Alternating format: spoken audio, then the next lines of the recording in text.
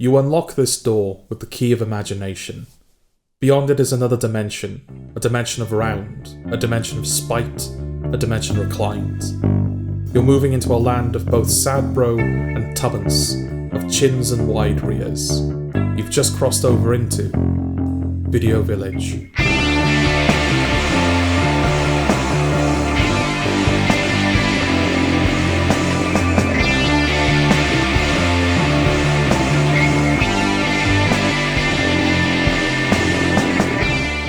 Coming up, Sam reviews Highest to Lowest. Jordan reviews Twisted Metal Season 2. And then we review Inside. Wednesday, Seasons 1 and 2.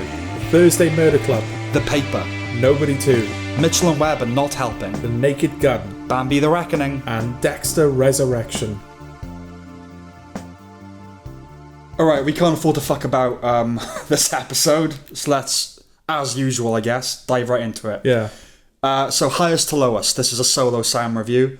Highest to Lowest is a Spike Lee film starring Denzel Washington as a music mogul who is at the top of his game. He produced all these great acts in the 80s and 90s. And a guy phones him and says, I've kidnapped your son, I want X amount of dollars. But then it turns out he didn't kidnap his son. He actually kidnapped his kind of creative partner's son. They confused them, but he still wants him to pay the ransom. So then it's, well, do we pay the ransom? It's not our son.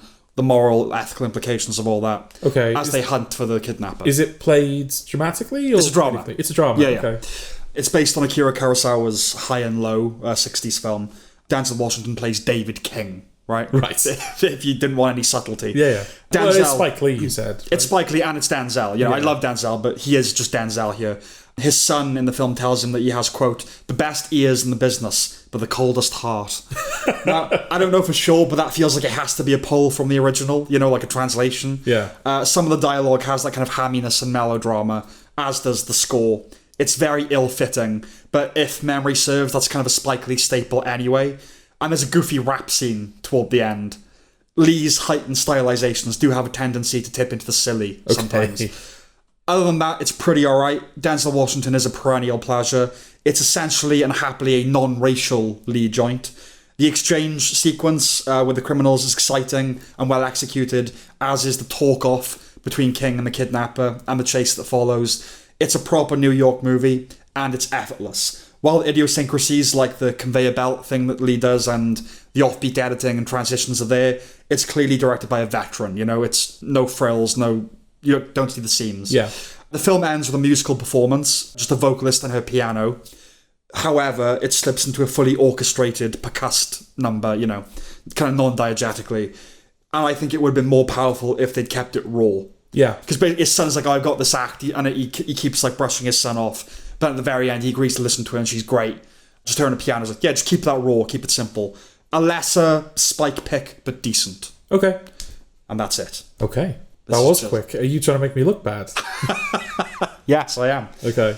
Go ahead. Twisted Metal Season 2. Not to be confused with Twisted Metal Season 1. Which preceded it. Yes, yeah. Absolutely. I remember coming out of season 1 of Twisted Metal and going into the second season. Metal. I remember going into the second season feeling a bit deflated. Okay. Like a tyre. Oh. Is this what I can expect from you? Nah. I've just had some Coke, sorry. The drink, yeah? Yeah. Yeah, okay. Yeah, the Twisted Metal, it's a video game series from Sony PlayStation. Mm-hmm. From what I understand, those games are kind of like their Demolition Derby, yes, Carnage, pun intended, types of games. Sure. Is that what I can expect from you? Well, you brought that energy, so I feel like I got to match it now. Yeah.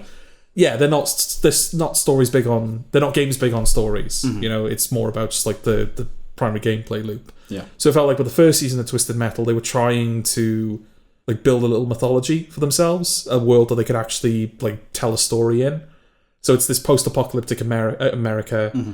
People live inside walls that are, you know, the cities are kind of walled off. The rich and the well-off live in the cities, and everyone outside the city is just living in a wasteland. Like, they're all Mad Max characters, basically. Yes. And you've got Anthony Mackie, who plays this courier who has to transport a package from one city to another in a specified amount of time. He picks up Stephanie Beatrice along the way, who's initially hostile and quiet, but then they kind of form a little bond along the way. You encounter Sweet Tooth, who's like the iconic character from the game. He's like a clown with like a flaming head. Yeah. Who's played by Samoa Joe, but voiced by Will Arnett. Yeah. Okay. And I've never liked that, because like I know what Will Arnett sounds like, so I know that's not Will Arnett. I get you. And it feels a bit, not unfair, but like Samoa Joe, they've picked him because of his build, right? Mm-hmm. He's a wrestler. And he's kind of like a heavy-set wrestler. So he's one of those, like, it's not quite a sumo body, but it's closer to that than like John Cena's build or something like that. And he recently did some voice acting for Suicide Squad Kill the Justice League, which flopped terribly. Right. But I think he was fine in it. Okay. So now that I've seen him do voice acting, and I remember him from when I watched TNA, he's not bad on a mic. Okay. But he's not playing a nuanced character. But also, Sweet Tooth is not a nuanced character. Yes. So it's one of those things where it feels like a waste to get Will Arnett, so just like give the voice work to the guy who's actually playing that character. Okay, yeah. But anyway. So yeah, you got all that in season 1, and then the hook going into season 2 was, we're going to have a tournament to find the best driver. Yeah. And that was like, that's just like the cliched bad video game movie plot. Mm-hmm. It's like if they do like we'll do Mortal Kombat, or we'll do Street Fighter. Oh, it's a fighting game? Fuck it, they're just fighting in a tournament. Yeah. So I didn't have much faith going into the second season, and I will say, I think it's better than the first season. The tournament stuff doesn't feel like it works to its disadvantage for the most part. Mm-hmm. It starts halfway through the season, so the first half is them preparing for the tournament, introduces a bunch of new characters, does some nice character work before then, so by the time you actually get to the tournament, there's like people you can actually like connect and follow with. Right. Rather than just, oh, there's crazy guy number 1, there's crazy guy number 2. Like, there's actual character dynamics they can start playing with when they actually get there. The tournament's run by, what's the bald guy from Barry? Anthony Carrigan. Anthony Carrigan is the guy running the tournament. He's wearing a big, like, long black head wig. Okay. Yeah. It's a world that's, like, the first season, I remember bits and pieces of it. I did see it, but it's not a show that's stuck with me. Yes. So it's a world that it was populated with crazy characters, and that's kind of how they made the world feel zany, as everyone was just like big performances. Yeah. This season, it feels like they're tipping over into more overtly science fiction / supernatural stuff. Okay. So in this season, there's a guy that just has like 1,000 souls living in him. So every line of dialogue, it's like Split. He'll just become a different person. Okay. Like, he'll pretend to be a different person every line of dialogue. Right. There's a guy who's half man, half car. So he, like, plugs himself into these big wheels. Like, He's a hybrid. He's a hybrid, yeah. He drinks petrol. Okay. Big, muscly black guy who drinks petrol. There's a car that's basically HAL 9000. It's got, like, a whole, like, artificial intelligence living in it. Okay. And everything like that. And I think that's a good... Like, it's a sign of change in ethos in the show. Because from what I remember from the first season, and maybe this is a testament to how little I remember it, I remember the first season was trying to be kind of fun and silly, but also cool.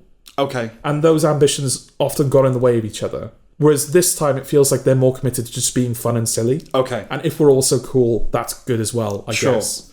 So it's a show that's kind of... feels like it's found itself more. It's leading into the wackier side of things. Yeah, because they're not afraid now to be like, yeah, there's a guy that's just... Like, there's multiple souls. Half car. Yeah, there's a guy that's just half car, and he's just like a major... And we're going to do like a sincere, like, lost daughter storyline with him. Right. And it's like, okay, sure. I guess I would characterize it as like a trashier Fallout. Okay. Because obviously Fallout is doing it well in the zany, but also taking itself seriously when it needs to. Yeah, okay. That's my impression of it. I haven't seen a frame of Twisted Metal. Yeah. But just in the vibe, that's been my take, is that it's a not as good as Fallout. Yeah, I think the humour in Fallout is a bit more pointed and a bit more refined. Like, there's that guy that, like, fucks chickens that they keep running into and everything. Yes. But also, it's a pretty... it's a world that knows what it is. It doesn't actually leave the bounds of the corporeally possible. Yeah, absolutely. You know, even though it's mutants and everything, but it's not... You can't be half a car in Fallout. Yeah, no, there are rules in Fallout, and it sticks to those rules. Yeah. And it's also very... You can tell that it's made by people that, like, they're proficient in the visual medium. There's that lovely moment in the first episode of Fallout, isn't there, where the projector in the vault is burning, and so the sky above them that's being projected is, like, on fire. Yeah. No, Fallout, the TV show, it's made by people who are very good at television. Yeah. It's a television show before anything else. Yes. You know? with characters and story. Yeah. The cool, the zany, the faithfulness is secondary to that. Yeah, absolutely. Whereas Twisted Metal feels like it's Yeah, we ain't got the serious stuff, so we'll just do the silly stuff. Yeah, exactly. Yeah. And it's not as funny as Fallout. The humor is a bit more like it's trying to do that kind of dark humor stuff, but it's more common, more kind of I get you. Generic humor kind of thing. Like I said, the tournament starts halfway through the season. I'd say overall the pacing is fairly decent for the season. There's probably a couple of episodes they could have chopped down or gotten rid of entirely, but for the most part, it didn't feel like it was dicking about. Yeah, which was nice. I will say though that the finale, or at least the final episode of this season, because there is going to be a third season as far as I can tell, they probably could have done with just not having that episode at all. Okay. Because the first half of that episode feels like it's an epilogue to season 2, and the second half feels like it's the prologue to season 3. Got you. And as a result, it doesn't feel like something that can exist in a vacuum. Okay. So I'll minor spoiler, because I'm not really going to say who it is. Yeah. Someone wins the tournament. Right. And it's not one of the main, he's in the main cast, but it's not like Anthony Mackie, Steph. Yeah. It's not that group. It's not a front runner. Yeah. And this guy has said, if you win the tournament, I will grant you one wish. And it can be literally anything you want. I will grant that wish. So the guy is I just want me and my best friend to be in a safe place, just away from all this craziness. Right. His best friend has died at this point in the final stage of the tournament. And so, what was his name? Barry guy? Anthony Carrigan. Anthony Carrigan is your wish is granted.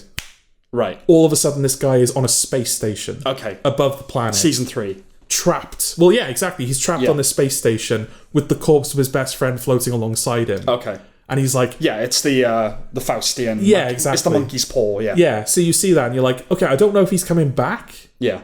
If he isn't, that's a wicked ending to that character. It's a nasty little ending, but in a fun way. And if he is, I'd love to see how they deal with that. The fact that he's in space. 10 minutes later in the episode, he's just back with the main group. Oh, with no explanation? No, he's I was on a space station for months, but then I found my way back. Oh, so it's just a joke, really? Yeah. Okay. And I was okay, that's a whole creative avenue you've just closed off to yourself. Yeah. Okay. Maybe they'll do flashback episodes in series 3, but we know he makes it back. Cares now, yeah. Yeah, exactly. Yeah. So that was really disappointing. That's such a... you end the season on... Not necessarily that scene, but that's where you leave that character. Yeah. It's a pan-out moment. Yeah. It's, here's their context. Yeah. Dun, dun, dun, Will he ever make it back? Yeah, he's fine. He's fine. Yeah, that's a weird choice. Yeah. And also the main characters, they don't win the tournament, but they know of this safe place kind of in the woods in the middle of nowhere that even has power. Okay. So they're just living this idyllic life in this cabin, kind of like a little found family unit. And it's okay, that's a nice way to end their story for this season. And then maybe at the start of season 3, you have that moment where tranquility is disrupted. Disequilibrium. Yes. Yeah. But then that happens 5 minutes later as well. So it's I didn't even get to enjoy their victory, really. Yeah. But, for the most part, I think it was a decent... It's definitely better than season 1. Yeah. I don't know if season 1 is not worth... you have to watch season 1 to watch season 2. And I don't know if that would make it not worth going to the second season. I see what you're saying. Yeah. But as someone that watched the first season and got to watch this season after that, I'm glad. Okay. It was an improvement. Yeah, the consensus definitely seems to be that. Yeah. It was an improvement. It occurred to me while you were talking, complete tangent, but post-apocalyptic. Everything's post-apocalyptic now, right? It's never apocalyptic or pre-apocalyptic. Yeah. Occurs to me on a terrestrial level, all of us live on a post-apocalyptic planet, right? We are living in a post-apocalypse. Well, the meteor that killed all the dinosaurs, that vanquished life. Oh, I suppose, yeah. So we're living in a post-apocalypse. Is it like pre-drinking? What do you mean? Where it's I could never be pre-drinking because you're drinking. I'm drinking. Yeah. It's we're all, because there has been an apocalypse at some point in history. Yes. Everything is now post-apocalyptic. Yeah. Okay. By definition, yeah. Yeah. After the first one, it's all post-apocalyptic. Yeah. And pre-apocalyptic, presumably. Yeah. Yeah. Well, I'd say hopefully not, but that is going to happen, isn't it? It is going to happen, yeah. Whether it's next year or... Millions of years. Yeah. Yeah. So is that it for Twisted Metal? Yeah, I don't think I need to say any more. Okay. If you're interested, check it out. Mm-hmm. I don't think it's one of those shows where if it's not your speed, it'll convert you. Okay. But I'm happy I watched it. It's fine, it's not it's not going to be the best of the year. Yeah. But I'm glad I saw it. It's fine. Okay. Yeah. All right.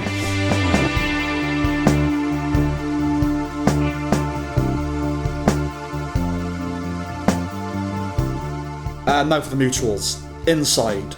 So this was a 50-50 as to whether you would watch this, but you did watch it. Well, no, because you said... You were guilted into it. Yeah, you were like, it's a good film, but you don't have to watch it. Yes. I was like, what does that mean? It's the same thing it always means. No, but like you've told me it's good, so like, okay, Yeah. I'm going to watch it then. But you don't have to. For the podcast. Well, okay. So I was like, why That's is what he I said. dissuading me? That I qualified it. You don't have to watch it for the podcast. Okay. Right? But you did watch it. I did watch it. So what's it about? It's about Vincent Miller plays Mel Bright, who is an 18-year-old convict who is graduated from young offenders up to proper adult prison. And he kind of finds two quasi-father figures in Guy Pearce's Warren and Cosmo Jarvis's Mark. And then it's kind of about his torn loyalties, if you like, to an extent between those two. He's asked to do something. He's asked to kill Mark. A hit has been put out on Mark's life, and it's reached Guy Pearce. But this young Mel is Mark's cellmate. So the onus kind of falls on him to do the job. Yes. And it's, will he do it, won't he? That's kind of the central thrust of the film. From the first moment that Cosmo Jarvis is on screen, it's clear he's going to be wildly different yet again. Yeah. Character actor feels like a dying category in a world made, at the very least, ajar by social media, you know? But for me, he fits it. Like an old school, like a John Cazale character actor. He's really great. Yeah, I have no instinct as to what he actually sounds like in real life. Exactly. Having not seen any interviews with him. I think Mark Kermode said, maybe in the context of this review, they were in a room, like a green room together at one point, and he didn't know it was him. Yeah. And he's a big fan of his, you know.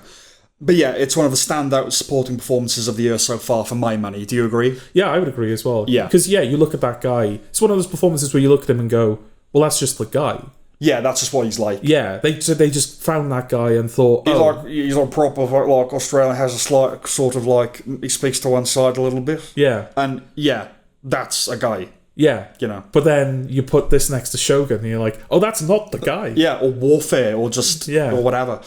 Guy Pearce is experiencing a Rene Pierce, whatever you call it. He's never quite gone away or anything, and he's never been bad, but I think he's doing the best work of his career at the moment. Okay.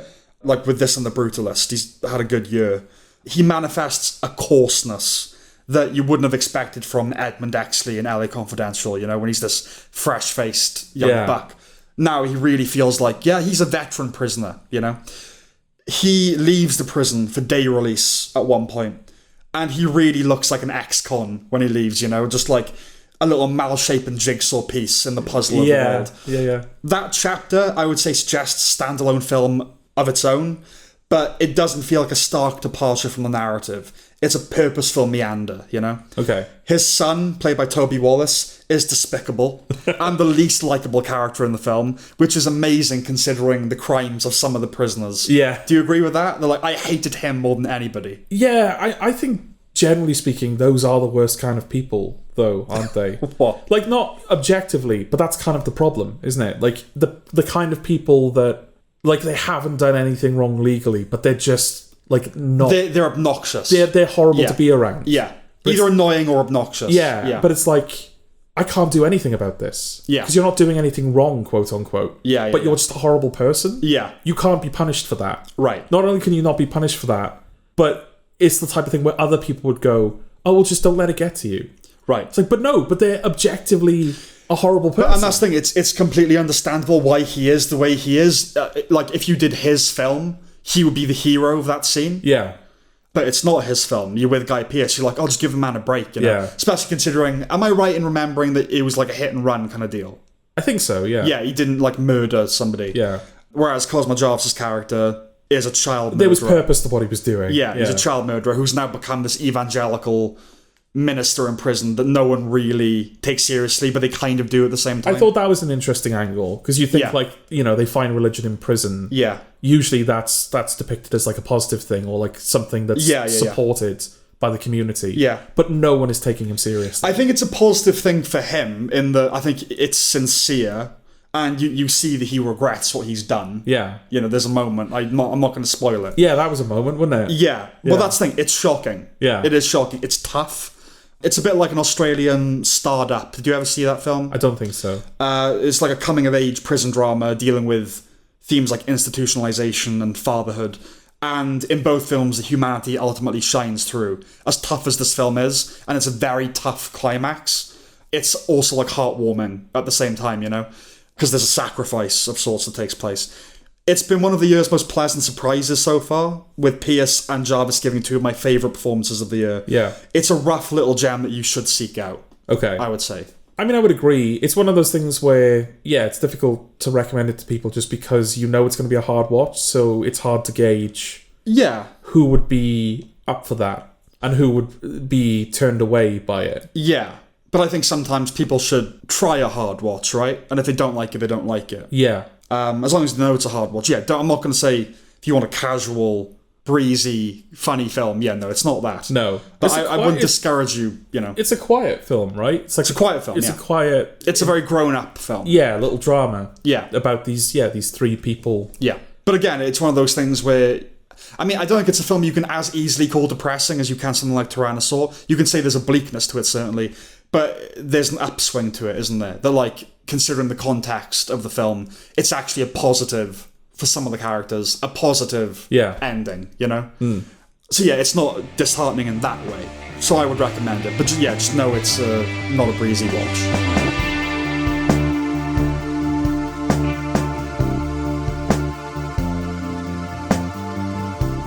Wednesday.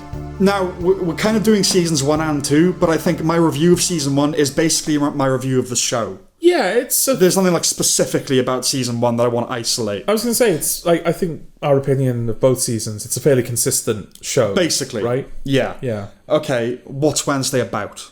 It's the Addams family, Wednesday Addams. It's her show. Yes. It's about her specifically.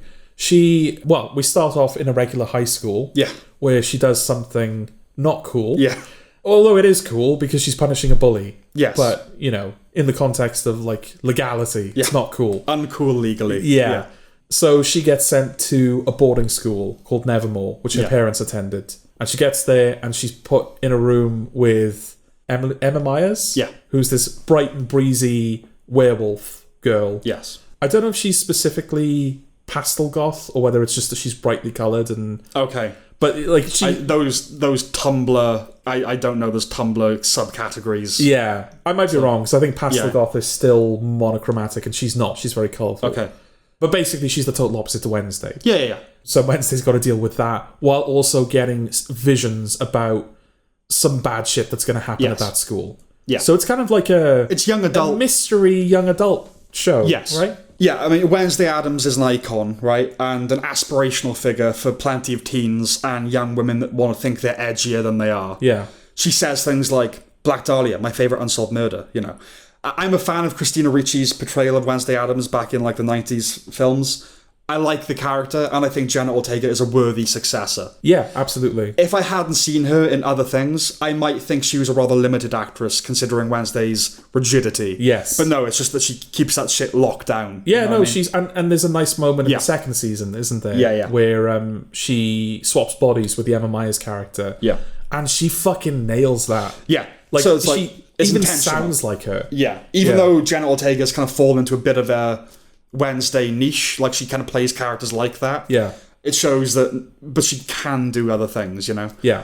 Now, while it can revolve a few degrees either way, I've executed a gradual 180 on Tim Burton in my viewing career. Okay. I used to have no time for that mood and that aesthetic. Now I can say I'm a fan. Okay. When there's restraint, that is. I do wonder if... Because this is a TV show, which is a rarity for Tim Burton. Yeah, absolutely.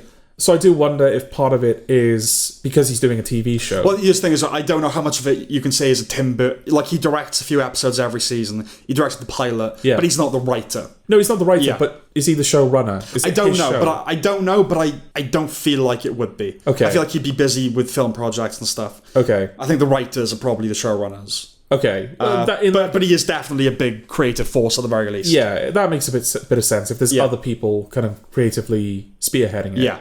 But I was going to ask if I wonder if, because it's a TV show, even though he's got Netflix money behind him, yes, he would have to allocate his resources a bit more cleverly than in a film because there's so much more ground he has to cover. That would make sense, but there are episodes, especially in the second season, that are the money that must have gone into them. Yes. Is like film budget level. Yeah. Right? Because I think Wednesday is one of the more popular shows on Netflix, right? It's got its own little ident at the beginning. Which I think that's an indication, isn't it? Like that and Squid Game, right? Yeah, that's how successful the show is doing. It's got its own Netflix ident. Yeah, but it's not Tim Burton at 100%, so which is good. I don't like it when it's 100% Burton.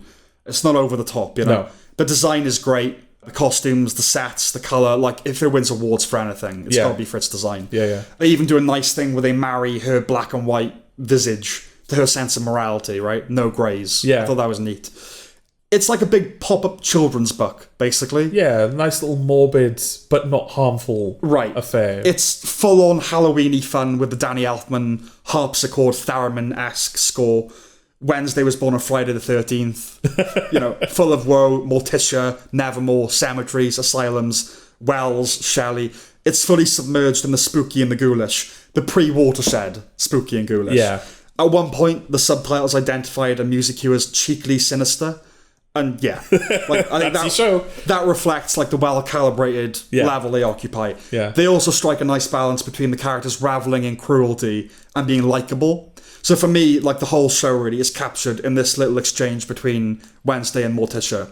Wednesday, I'm not you, mother. I'll never fall in love or be a housewife or have a family. Morticia, visibly hurt. I know I shouldn't take it to heart. Wednesday, you don't have one. Morticia, finally a kind word for your mother. That to me is the show in a nutshell, where they are characters that have feelings for each other. Yeah. But there's still that level of macabre, you know, unfeeling. I like the whole motif, recurring gag of taking delight in the miserable. So, like, characters saying, at least it's a beautiful day when it's pissing down. You know, things like that. It's a joke that apparently has limitless appeal for me, because I laughed every time. Well, that's the thing. You would think that, like, oh, that's going to get old. But I think because the show has more than one tool in its arsenal, it can have running gags like that don't dry up. Yeah, it's charming. Yeah. You know? Obviously, none of this stuff is unique to Wednesday. The Addams family has a long storied lineage from which to draw. Do you know what the origin is, by the way, of the Addams family? Because I don't think I did. I'm going to assume I don't, then. Comic books. I didn't. Yeah, from the 1930s. Okay. Comic books. That was the earliest incarnation. All right. I guess I would have thought maybe like an animated TV series. Yeah, I assume the show. Yeah, like the Flintstones or something. Yeah, so Wednesday and her roommate have that Elphaba Glinda dynamic, don't they? Yeah. But more enjoyable. Emma Myers is very cute. Catherine Zeta-Jones is a good Morticia. Louise Guzman less so as Gomez for me, but he got better. I will concede that. Yeah, there's a lot of stuff online, right, about, he was miscast. And then there's... Oh, really? Equally, there are people going, what the fuck are you on about? Okay, because I think he works for that. My initial instinct was he's the weak link in the chain. Yeah. Because I just think Louise Guzman is a particularly brilliant actor. He's not, but at the same time, there's not much that role demands of him. No, and at the end of the day, he just wants to sleep with his hot wife. And basically, is there a more relatable character in fiction? Yeah, and I think like because they're barely in season 1, they are like guest things, and they're in the cast for season 2. Yeah, and the more he was in it, the more I warmed to him. You know, I was like, no, okay, yeah, he's doing fine. Fred Armisen is no Christopher Lloyd, but he's not around a lot. No, thankfully, he might be in season 3 though. We'll see. Generally speaking, I just enjoyed the cast. Whenever things like social media are mentioned, it's a little disappointing for me, but I admire the attempt to bring things into the 21st century while retaining as much of that timeless aesthetic as possible, you know? I think it works, though, because Wednesday herself is so against the idea of embracing the 21st century. Yeah. I'm even less enthused when they invoke contemporary themes like men not believing women and racial reckoning and conversion therapy. But it's never overwhelming. No. Never. And I gotta admit, the dance is good. Okay. And we're talking like TikTok from like 3 years ago now, but I finally seen it in context and I did enjoy it. Okay.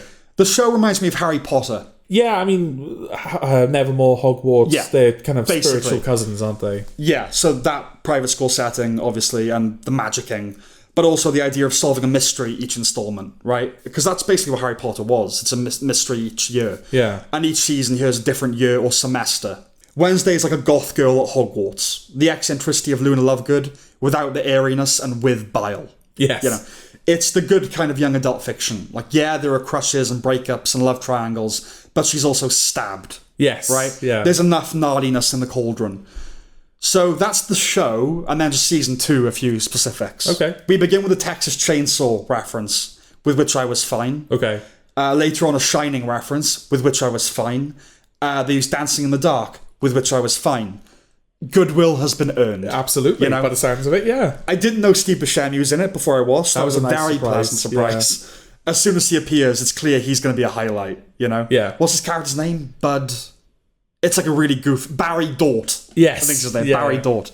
Billie Piper also features. Didn't know she could do American. Yeah, that was a nice surprise as well. Because I saw the article saying that Billie Piper was joining the cast for season 2, and the only thing I knew about Wednesday prior to this was the viral TikTok dance. Right, yeah. So I thought, okay, I haven't seen Billie Piper in a while. I know she's done stuff, but I just haven't seen her. She's the next Doctor. Yeah. Maybe I should check that out. Yeah. And then we sat down for dinner one day, and my mother and my sister, who had watched the first season, started watching the second season. And I was like, okay, I've got no context for this. I should go back and watch it. So yeah, it's when we were in the room and she came in for the first time and she did her American accent, it's like, okay, fair play. Yeah, because you think of her as like not parochial, but like she's a Brit. She's never going to go to America. Yeah. She's one of those types of, like Saran Jones, no, she's a British television person. But no, she fits in. I was waiting for the moment where season 2 kind of justified her inclusion. And I don't know how much of that is because we know her as... Like, we know it's Billie Piper. But also, her and Buscemi are the two big additions to the cast, aren't they? I'm considering the fact that it's like basically a new Defense Against the Dark Arts teacher. Like, right, what's their thing going to be? Yeah. So you're waiting. But I think she's in it for season 3, right? Okay.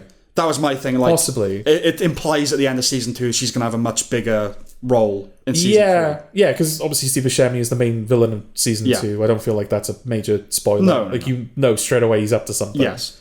Whereas she's more of a counsel to the Emma Myers character. Yeah. Because it's revealed that Billie Piper is also a werewolf, which they don't build up to at all. No. Felt like there were a couple of instances in season 2 where something would just happen. And I was like, okay, it feels like that's maybe something we could have built up to. Right. Like Christopher Lloyd. Yes. He's just a head in a jar all of a sudden. Like he just shows up. He's talking to Steve Buscemi and you're like... His wheels. Oh, okay. He's here now. Yeah. And then, but I don't know what Billie Piper says. She doesn't say she's a werewolf, but she says something. I think she uses the words "our kind" at one point when talking to Emma Myers. And I was like, oh, had they established that she was a werewolf? Right. That's okay. They just dropped that in. Yeah, I get you. I didn't feel... I guess maybe because in that world, it's not like Lupin. It's like they're a class that go to that school. They're a type of person. So maybe there wasn't a big, she's a werewolf. But I get what you're saying. Yeah. But it does feel like, they were setting her up for the future. Yeah, I could see that. Yeah. I think it's only a few months since season 1, right? Season 2. Okay. Like, it's the next term. Yeah. 3 years in reality. Yes. Which would be fine, except Pugsley. Yeah. And some of the students are markedly aged. No, it's fine because they're like, oh, he shot up over the summer. Yeah, I know, but everyone else it's completely fine. Yeah. Even General Ortega, but no, Pugsley has grown about 3 feet. And who's the B kid? He's shot And up. him. Yeah, it's those two, the younger ones. Which is a shame because I feel like he got worse, right? They often do when they get older. Okay. I find. Because I liked him in the first season, but I found him annoying in the second season. I agree. Yeah, it was because his voice is breaking down. It's a bit like the Potter kids are annoying when they're going through the Goblet of Fire shit. You know what I mean? It's like, God. When they implied talking about Christopher Lloyd getting, because he plays, like I said, what's this, Fester, right? In the original. Oh yeah, in the Uncle original, Fester, in the original films. He gets small roles, a little nod. And when they implied Morticia's mother would be in it, I thought surely Angelica Houston. It's got to be her. Yeah. But no, Joanna Lumley. But all right. Yeah. Like, she fits nicely into that world. Her accent was a bit more ropey. Yeah, but I think the Absolutely Fabulous thing works for Wednesday. Yes. Similar, like, yes, darling. It's that sort of vibe, isn't it? Yeah. I could see it being a popular gay show, It's got that about it. Yeah, I mean, it's hard to tell on Serialized because they treat every show like a gay show. Okay, yeah, okay. But I think there is like Wednesday could be a gay icon to me. Yeah, Emma Myers, General Ortega, shipping. Oh, shipping, for God's sake. I think that not is that. Yeah, okay. Just mean it's a very elegant. Anyway, it's a flamboyant show. It's a flamboyant show. The body swap episode was fun. The Day of the Dead celebration looked fantastic. Yeah. There might have been some CG because in the background you see Ferris. It just goes on infinitely. But it's impossible to tell, so it's very well rendered if it is. There are occasional moments where the CG becomes noticeable. Yeah. The hides, that creature can't. Yeah, that creature, practically. Yeah, but I think it's okay because it's so cartoonish that it's... Yeah, I think they do kind of get away with it. Yeah. I will say the CG on Thing is flawless. Yeah, and the twist with him I liked the twist. Yeah, it was great because, well, actually, Steve Buscemi's like an ancillary, he's a secondary main villain, if you like. Okay. The actual main, but yeah. Yeah. But the twist, that was a good twist. That was a very That's good neat. twist. Yeah. They actually made something of Thing. He wasn't just the number 2. Yes. Because it was like, when that reveal happened, I realised, oh yeah, we've gone on a journey with Thing. Yeah. And it's just a fucking hand. Yeah. Yeah, no, that's what's great about it, is that it's not just the fact that this hand's walking around and you're like, yeah, I totally buy it. Yeah. It's just, like, emotive enough. Yeah. That you can read what it's, like, thinking. And it gets drunk, doesn't it? And it's one of those, the character goes like, how are you? I don't even want to know. Yeah. And in other contexts, we would go, no, fuck off. Or like, come on, no, actually how? Explain it. Yeah. In this, you go, yeah, all right. Yeah. It's just that goodwill. Yeah. That's what it is. His little, like, meetings that he goes to that are run by Christopher Lloyd. Yeah. Some of your parts. Is that what it's called? Some of your parts. Yeah. Some of your parts. And it's like, it's Christopher Lloyd and his head in a jar. The head, It's Thing, which is a hand. Yeah. There's 2 eyeballs on, like, sticks. It's just like, it's fun shit like It's just that, fun. you know? Yeah. No, it's solid stuff, you know? And as long as it keeps to what it is, it can go on indefinitely, really. Yeah, it was a nice little find. Because I think I went in, not with bad will, but like I said, the only thing I knew was the TikTok dance. So I thought, oh, this is going to be one of those annoying... I certainly went in with anything that's popular that you're not watching. It's like, well, fuck you then. This is that like, oh, okay, oh, you're popular, are you? Yeah. Prove yourself then. And very quickly I warmed to it. Yeah, you know? no, it did prove itself. What I liked as well about Wednesday's character is that there are aspects to that character that feel... You could easily make the case that Wednesday is a Mary Sue. Yeah. And usually that's brought up as a criticism, right? Yeah, it's like, oh, it's a lazy character. They're proficient in everything. Everyone loves them. They're the center of the universe, blah, blah, blah, blah. And there are certainly aspects of that to Wednesday. But I still like her. Yes. So that's got to be a testament to the quality of the writing, right? And the performance, yeah. No, absolutely. Yeah. I mean, like, and I will admit there's a part of me that liking Wednesday feels like me liking right. I have the same feeling, like vague guilt, like I think just because it's so popular on like TikTok. Okay. Like, oh, I shouldn't like anything that's popular on TikTok. Yeah. But I'm an adult, so it's like, no, it's fine. I do like it. Yeah. But no, yeah, just like with Wednesday, it's like, oh, her visions are the most powerful visions. And yeah. She walks into a place and like, oh, I'm brilliant at fencing and I can do autopsies and I know all the things. Yes. And everybody wants to sleep with me and I'm the center. But you don't, at no point was I like, fuck you, Wednesday. I think it's inevitable with a young adult show and especially with she's the main character. But I think that is moderated by the fact that, beneath it all, she really does want love and to be loved. Yeah. That kind of thing, which, is all these characters that put up that kind of front. Yeah. But I think that actually does genuinely help you to go, okay, but she is yearning. Yeah.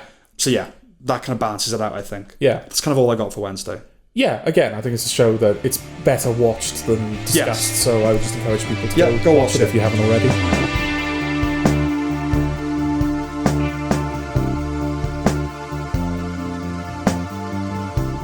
The Thursday Murder Club. What's this about? Oh, there's one thing I forgot to say in Wednesday. Oh. And that's reminded me because this is the Thursday Murder Club. Yes, I couldn't put Thursday before Wednesday. No, absolutely not. There's a character in Wednesday who's played by an actor called Joy Sunday, I think. Do you think there's a conflict of interest there? Yeah, I know. Yeah. No weekday surnamed actors in this, though. Yeah. What's it about? It's about the Thursday Murder Club. There's some old people that live in this care home. Yeah. And they have this thing called the Thursday Murder Club where they It's a retirement community. Yeah, they investigate cold cases. Yeah. But then a murder actually happens close to them.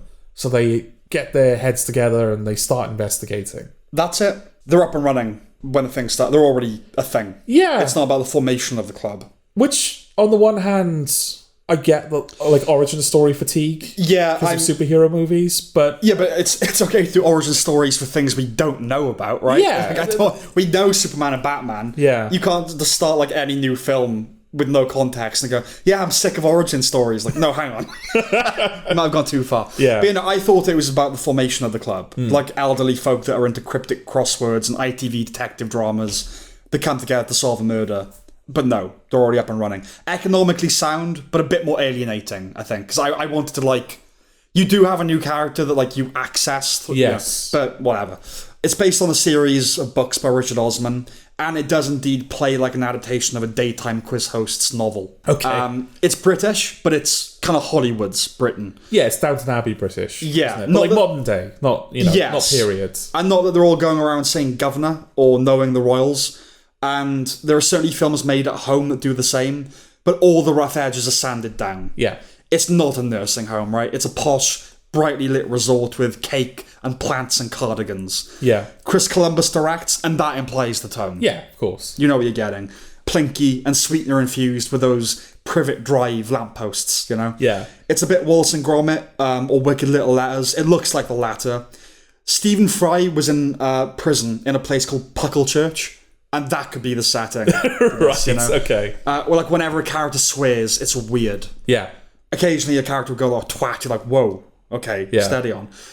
Seeing Pierce Brosnan and Ben Kingsley sharing the screen, one thinks of the missed opportunity of Kingsley playing a Bond villain. Yeah. For some reason, when I think about it, it's hard to believe that didn't happen. Yeah. Like after Gandhi in the 80s, surely you get Ben Kingsley to play a Bond villain, Yeah. A nasty land developer wanting to raise a beloved building is hardly new. The way the club members talk about the stakes and what they need to do, it's like, and that way we can stop the home from being destroyed, can be a bit Scooby-Doo. Yeah. The dialogue can be boilerplate and juvenile. There's a Helen Mirren Queen joke that was annoying. Of course, the dastardly Jerry actors bump heads with the local gendarmerie. Daniel Mays' flabby dick dictates that only police are allowed to do police work.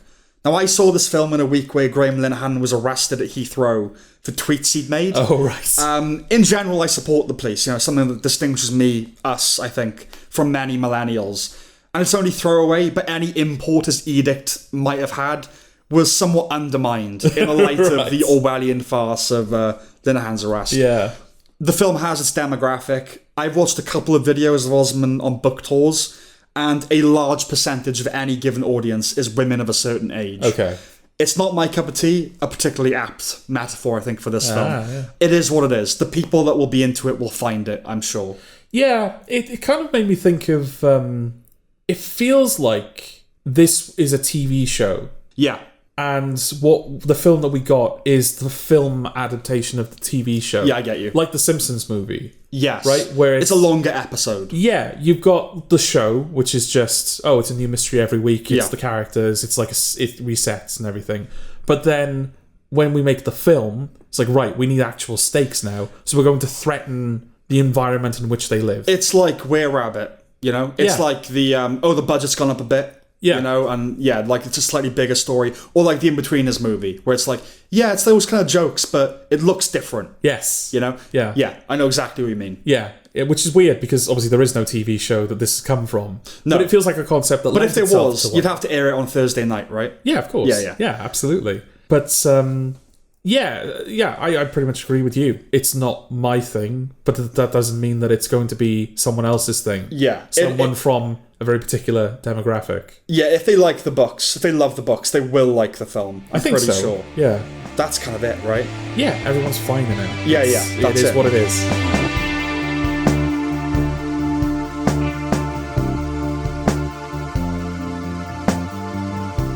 The paper. What's this about? You know The Office? Yeah, Yeah. pretty much. Yeah, the American Office. I think in the show, the kind of context they give is that they go back to Dunder Mifflin after the original documentary ended to kind of follow up on things. But Dunder Mifflin is no more. Yes. It was bought out by a different company. So they go there, and when they're there, they find that like at the back, tucked away in the back of one of the offices, is this newspaper like company. So they start following them. So you've got what's his name, Donald Gleason. He's the head of the paper. They got some Italian woman, Yes. who was running the paper before he came along, and so she feels threatened by his like appearance. And then you've got like the one actual reporter who is kind of stuck doing the shitty job. You've got like the old guy who like doesn't understand anything everyone's saying. Yeah. You've got the young guy who's an idiot. You've got Oscar, I think, Yes. who's a returning character from Yeah, The yeah. Office. You got your little characters in the paper, and Yeah. the documentary follows them. And Tim Key. And Tim Key, Yeah. which I didn't know about. Didn't you? No. Okay. Yeah, I didn't know. I feel like I must have seen the cast list, but like I'd seen in trailers and stuff like that. But Okay. yeah, no, it's still a bit of a surprise that he's in an American sitcom, you know? Doing the Tim Key thing. Yeah. They haven't Americanized Full on it doing at the all. Key thing, yeah, absolutely. The first little bit, when you meet Bob Vance Refrigeration, only works if you know The Office, right? Okay. But after that, you're fine. You'd agree. Like, you don't need to have watched The Office to enjoy this. No, I think you get, because they have, like, the story with Oscar for this season is that he can't be a part of this documentary. He's sick of this shit. He's fucking sick of it. basically. And so he is resistant to it. Yes. But because of the waiver he signed for the original series, they can still film him. Indefinitely. So they're still following him around. Yeah. But then over the course of the season, he warms up to the crew. It's like a way to get the message out, sort of thing, right? Yeah. Yeah. Yeah, kind of like it allows the audience to kind of accept, okay, this is what the show is now. Yes. But also, they can drop in little bits and pieces from the original Office to kind of help the people that might not have the history that other people He have seen references like his old boss and that kind of thing. Yeah. Yeah. It has the same old mockumentary problems, and it doesn't do anything revolutionary. Now, with the original British show, the series aired in-world before the Christmas specials, right? Yes. Like, Brent complains about being presented as a buffoon. Yes. But they had hours and hours of footage of people just doing their jobs, but they just kept in the embarrassing stuff. They didn't have to do the same thing here, just something that reflected the format. Do you know what I mean? Like, Yeah. that The Office has been a TV series in this world, and they don't really do anything. Which it has, because No, it Oscar has, yeah. acknowledges that it has. Yeah. They do it before the finale of The Office. It is. Oh, right. Or they air the pilot maybe in the finale of The Office. Okay. So yeah, it's happened already. That said, it's not bad. It's sometimes pretty good, Okay. I would say. It strikes its rhythm from the off. Donald Gleeson is not just another Michael Scott, and he acquits himself well. Yeah. Across the board, the cast is sound and they work well together. Tim Key is indeed Tim Key, and he probably produced the biggest laughs, I would say, of the show for me. Yeah. Everyone is good. It just doesn't quite, and I mean quite, have the vibrancy of its antecedents. No, but it starts stronger than the US does. Office did. It does. It's like Soul. It's Yeah. like, oh, we hit our stride. Now we'll just keep going. Yeah. kind of thing. There's a nice undercurrent about the state of journalism and the death of print media that manages to have some pathos. Yeah. Reporters going out in the field, places the paper somewhere between the Office and Parks and Recreation, though there wasn't quite enough of that for my liking. Okay. Investigating local stories affords the writers a richer vein to tap into, but they do mostly keep things in the workplace. Yeah. Which I get, but I wish there'd been a bit more. I'm sure Yeah. once the second season is being made and their budget goes up, we'll get more of that. Absolutely. Because it feels like they were trying to do more of that. Yes. But you're right, yeah, there's certainly more, there could have been more of that. Yeah. I think this is one of my favourite title sequences of the year. It's a very simple title sequence. Remind me. Yes. But it kind of nails the show and like its message. Yeah. Which is, it's showing the Toledo Truth Teller, which is the newspaper that they all work Yeah. for, being used to like wrap chips and for dogs to piss on. Yeah. And it ends with scraping the paper off a tray into a bin. Yeah. Yeah, no, it's good. It's one of those like great simple little title sequences where it says a lot. Yeah. And it actually prepares you for the show quite nicely. Definitely. Yeah. There's a Josh Holloway cameo. Yes, keep him relevant. Yeah, like not just it's cameo in the sense that he's not in it much, but the whole episode is kind It's of about revolving him. around him. Yeah. By the way, it turns out he's a descendant of Robert E. Lee, Josh Holloway. Okay. Who's the Confederate general in the Civil War. Right. So I didn't know it, but like that makes me like him more. Okay. Just because like he is a proper Southerner, you know? Yeah. Ned, Donald Gleeson's character, tells people to skip Lost, right? Now, given the context... I knew of you'd have course. trouble with this. Given the context, I assumed it was an attempt to protect people from the truth. Because basically they all think they're in a relationship with Josh Holloway. Okay. So it's like, yeah, maybe don't watch that. As a way to protect them from it. But then, he later cheers Esmeralda up by telling her that Sawyer was dead for the whole show. Slander. Tedious slander. I'm sick of that fucking lie. Right. And like Michael Schur, one of the creative forces behind The Office, is a massive fan of Lost. Okay. So how dare you? Anyway, in the pilot, they mute Oscar swearing. Yeah. For the rest of the series, they don't.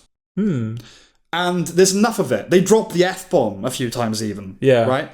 I don't know how I feel about that. But, like, it does beg the question, why the change? Like, was the pilot made for NBC? I was going to say it must be But just the pilot, right? But even if it was, surely it's easy enough to unmute it then. It's like, oh, we're on Peacock now, so we don't have to mute it. But they didn't. So I found that strange. Maybe they thought it was funnier if it was muted, and then But then they after didn't that, do it for the rest of the show. Yeah, because I think after that, it's not narratively important that they swear or anything. No. But I think it's not, maybe used in a more dramatic context. and it's not a big deal, but it did make me think, oh, it was made for NBC. And they were like, we don't want to commission 22 episodes. You can go to Peacock. Anyway, I liked it. Okay. That's kind of the upshot, is I liked it. Did you like it?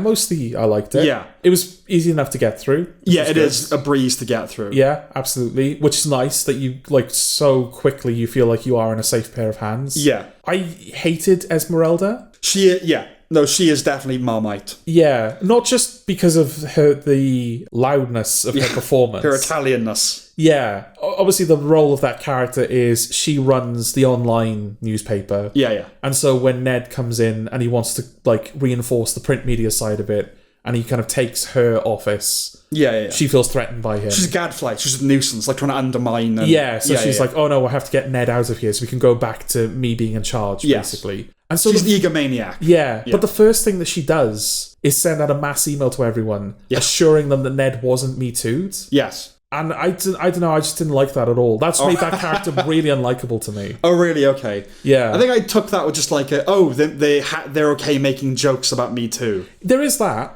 Yeah. But at the same time, it's like that. But didn't you feel like, I mean, the show is judgmental of her for that, right? It's like, oh, she did a really shitty thing doing that. It's not like, that's fair game. I mean, it's funny. Yeah. But it's never like, it's fine. It is like, whoa, she's like a fucking menace. But that's the thing. Yeah. Yeah, because I think it's such a strong thing to do as like your first move. That by the time we get to the Josh Holloway episode where she's becoming more sympathetic, I found myself not ready to accept her. Fair enough, but I think, and this is someone who thinks about the Me Too movement I detest, and like false accusations, that stuff really, Yeah. But I think the fact that we're at a place now where they can joke about it suggests to me a dilution of the kind of how reverently that stuff was treated. Do you know what I mean?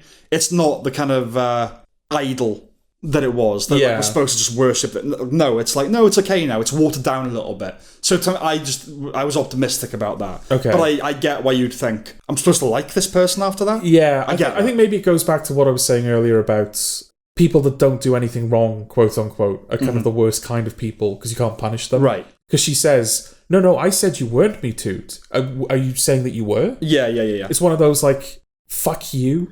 Because you've done the exact thing that you need to do where you have like, oh no, I was doing the right thing. Yes. Even though she's clearly trying to put it in people's heads that where there's smoke, there's fire. Yeah. Yes. So that put me completely on the back foot with that character. So I think by the time the show wanted me to like her, I wasn't there yet. I don't like her very much. I'm fine with her. Like I get that I'm supposed to have sympathy for, like, it's the Wednesday thing again. It's like, oh, but beneath it all, she's just lonely, basically. She's fucking lonely.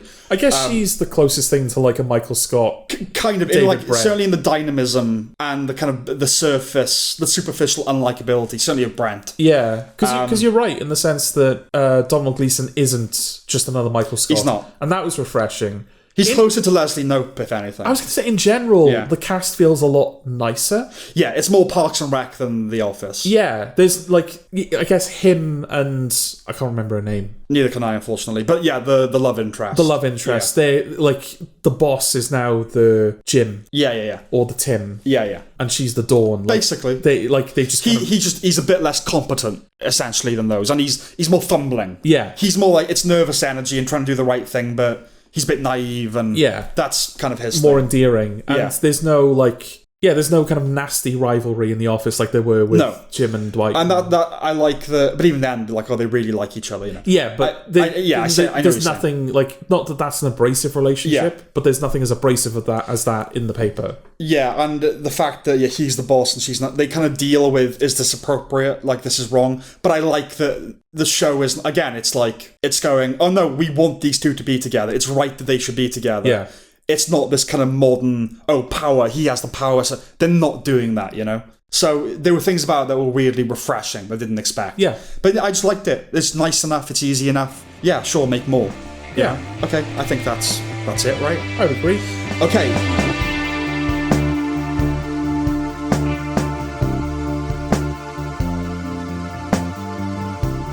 Nobody 2. Nobody Nobody changed my mind. Oh, you ruined it. Was there another Nobody? No, it was nobody. Nobody.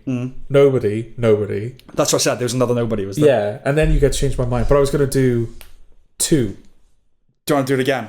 No, it's almost past now. You caught me off guard. I didn't know we were doing Spine Shank all of a sudden. It's called Nobody. How have they made 2 films and they haven't used that song yet? That's not like a popular song. That's not like a really well-known song. I don't care. I know it. For us, like, new metal Kerrang kids. Yeah. Yeah, but, like, that's not a... How have you not... It's not like Mr. Robot, where they use Mr. Roboto in season 4 and you go, oh my god, it took you this long. Yeah. Anyway, what's it about? You know Nobody? Yeah.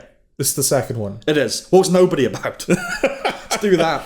Essentially, it's Bob Odenkirk's John Wick film, isn't it? That might kind of do. Yeah. Yeah, like he and his family go to a theme park. That's the change this time. Yeah. In the original film, it was just like he has this home life, but something stirs him out of retirement, and it turns out he's the most badass that ever badass. Right. Now he's going on a family holiday, but then something stirs him. Yes. And so now he's going to have to be the most badass that ever badassed. Yeah.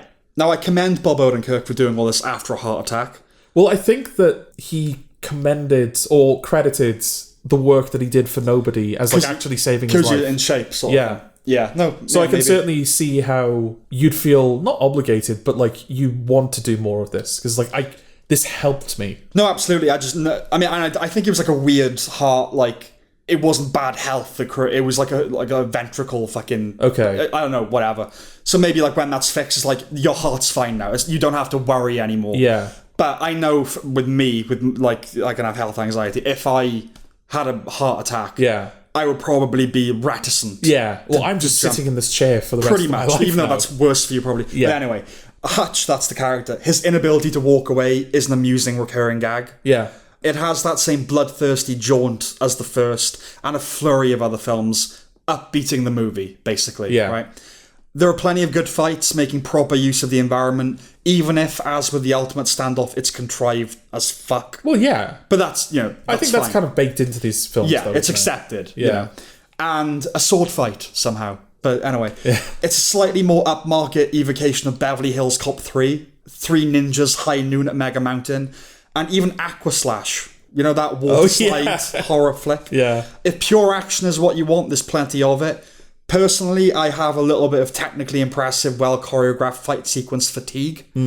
So, while I don't begrudge these films, and they can certainly be fun, they don't have the visceral impact they did when I was younger. No. I just need more now. Yeah, well, I think this film needed more in general. Yeah. Because it's a tight film. It's as long as it needs to be. It's under 90 minutes. Yeah, which is great. But it is kind of just the first one again, isn't it? It is. And again, that's like... you could say that's its appeal. Yeah. Is that the fact it's so blatantly it worked. We're just gonna do it again. Yeah. Die Hard 2. We're just gonna do it again. Yeah, it didn't work for me this time. It didn't work for me either. Because I was watching like the fight scene on the duck boat. I was like, oh, this is just the bus sequence from the first film again. Yeah, and like at the final fight at the end, Christopher Lloyd and the character's half brother. Yeah. Or actual brother, I'm not sure what the relationship is. But he like turns up at the end of the film to be part of that fight. It's like, just like the first one. Yeah, and it's like in the impressive fight sequences with like the one takes and all that kind of thing. It's like we talked. It was Sam's Lexus Center, I'm sure it was. Whereas like the accommodation or lack of one, if you will, that we have to make for cinematography now. There's an inflation, critflation. Maybe is what it was, critflation. It's just easier to do these things now. You see it all the time. So I can't be impressed by that anymore. Yeah. So I do need more substance, or just the stakes being higher, or just, you thought that was impressive. We're going to do that, but like times 10 in a car, on a unicycle, with a pig. Yeah, I don't know. But I mean, that sounds better than what we got in Nobody 2. Yeah. You know what? I don't think it helps that this came out the same year as Ballerina. Sure, and Ballerina isn't even the exemplar of the form, but we did enjoy that. Yeah, I think Ballerina has better action, and I think what worked about Ballerina, we talked about it at the time, was it has a very clear like idea that it's following, and that is that Ana de Armas is never going to be the strongest person in the fight. Right. So she has to be clever about how she fights people. Yeah. Whereas with Nobody, He is the best. Yeah, I get there's a power fantasy to that. Yeah. It worked in the first film. Yeah. But because we're hitting all the same beats again, I don't think the fights are as good as they were in Nobody One, even. No, the bus is still the standout of There's the no franchise. death in the second film that is as cool as the way that he kills the villain in the first one. No. With the mine on the shield. Yes. He blows him up. Absolutely. But I do credit there is inventiveness in when they're setting all the traps in the theme park. Like I said, contrived as hell, because why would you just shoot them? Yeah. But there was enough invention there for me. There was, but again, that happened way too late in the film for me. No, absolutely. It's just the climax. Yeah. Yeah, when we watched Ballerina, there was part of me that was like, if I watched this on another day in a worse mood, I wouldn't have liked it. Yeah. But we both had that instinct of, you know what? Yeah, we were in the mood for that. So the fact we were on the same page about this as well makes me think that's not the case. It wasn't just the mood we went into it with. I definitely think there's something there. I do think that Ballerina was the better John Wick type film that came out this year. The only other thing I have to say about this really is that I thought Sharon Stone was annoying. They're trying to do this, she's the flamboyant, jokery kind of villain, like delighting in all the violence, but she just came across like, you're irritating me. And again, we kind of alluded to it already in the review, these films don't really need to concern themselves with believability. No. Sometimes the contrivedness of it and the ridiculousness of it is the appeal. Yes. But there just aren't people like that Sharon Stone character. I was looking at her going, I don't even believe you, you know? That's what it is, I don't believe you. It's fine to have that kind of villain. They are, a dime a dozen, right? Yeah. But she wasn't convincing. No. That's what it was. She wasn't convincing. And you do, even when playing a character as ridiculous as that, you do need to be convincing. No, you do. In a context. No, you absolutely need to be convincing, And she wasn't. No. So, I don't think I would recommend it, really. Yeah, I don't think there's any need for Rewatch the first one if you fancy this kind of thing. Yeah, I think you'll get Or watch The Raid. Or even Ballerina. Yeah. To me, The Raids are still the high... that's the thing to aspire to. I think they're it's kind of like... It's kind of like The Dark Knight, isn't it? It's like, we're probably never going to hit that again. No, it's not going to happen. Yeah. But The Raid, I think, as well, was like the gateway, unfortunately. Like, 2012, that was like a real discovery, that film's like, guys, everyone I know I must show this film to. Yeah. And it's never got better than that. It probably can't. So even on an emotional level, it can't. But like the final fight in The Raid, I remember like fucking fist pumping and just like, come on. Yeah, but they remain, unfortunately, because they were the entry, it's a shame that they're also the best. Yeah. That's why I'm always reticent when people are like, what films, if I want to get into film, what should I see? I try not to start with the best ones. Yeah. Like, you shouldn't, reward, build up to it. Yeah. Start with films that are good but not brilliant. Anyway, that's all I got from it. Okay.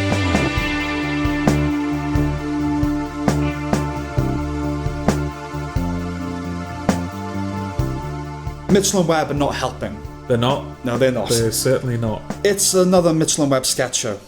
Yeah. Yep, that's what it is. I mean, it didn't sell itself as anything other than that. No. But that was still a disappointment when it became clear that that's what it was. Also bizarre that it exists. You just feel like, they've grown out with that. Like, sketches feel like a young man's game. Well, not just that. I mean, some of the sketches that they did do in this show felt like they were kind of inspired by, or maybe spiritual successors to sketches from their other stuff. Yeah. In a way, but it didn't feel like it was building on the joke at all.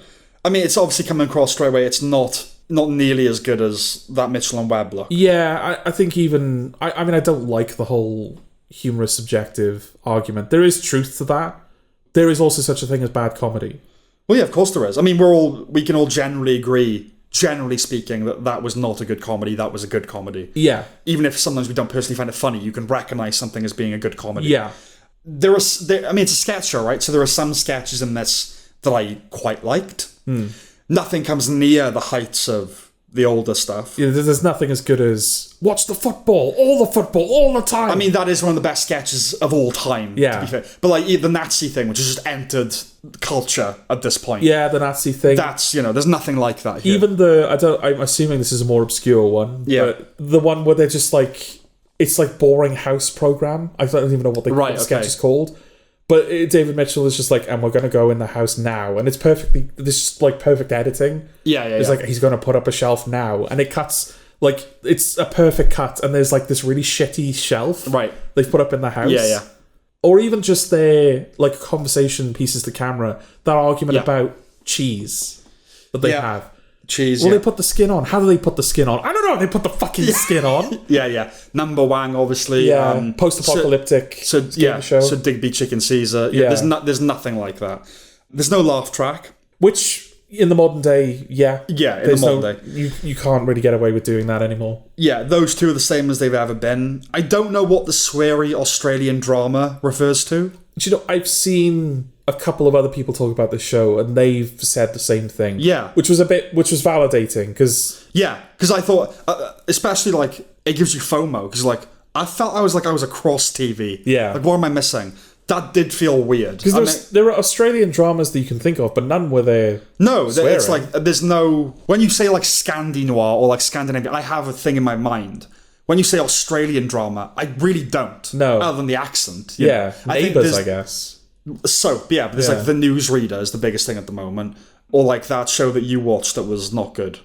Well, narrow it down. The female detective. Oh, Deadlock. I don't know if that was New Zealand, but yeah, like there's no thing about an Australian drama that occurs to me. Yeah, the only thing I can think of is just because Australians swear, they thought, oh, sweary Australian drama. Maybe just it's funny to swear in an accent. I don't. Anyway. But the thing is, that's one of the only recurring episode-to-episode sketches. Like, they really liked that. It might even be the only one that appears in every episode. In every one, yeah. And that feels like a total misfire to me. Completely. Because, what is it parodying? And it doesn't have to be like... It's not as if, like, oh, you can't do a sketch if you're not parodying something specific. No. If the fact that it's about nothing can be funny. They're like, it's referring to something that doesn't exist. But it felt like it was referring to something. Was the Brass Eye one? Or the Day-to-Day one? Bureau de Change. Yeah. With Steve Coogan. Yes. Or it's just people working in a...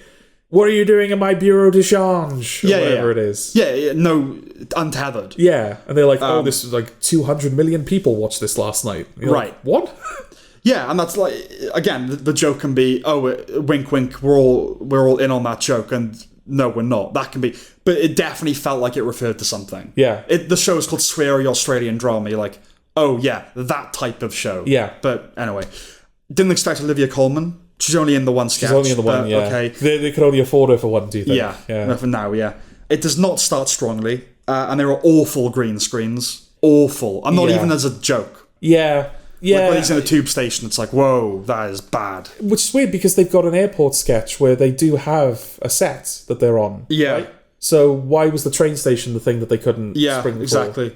I mean, all I can really do is list the sketches I thought were solid, but I'm not going to, because if you haven't watched it, it means nothing to you. Yeah. But there are, like, around 10 that I at least laughed at a bit. Okay. It's like, I don't think it's funny enough to justify itself, but even so, it's just bizarre that it exists. Well, I don't think... Because, like, they've moved on from this, surely. Well, that's what's strange about it. I think I had an assumption about what the show was going in, and it must have been purely from the title... Okay. And kind of the opening title sequence. Right, okay.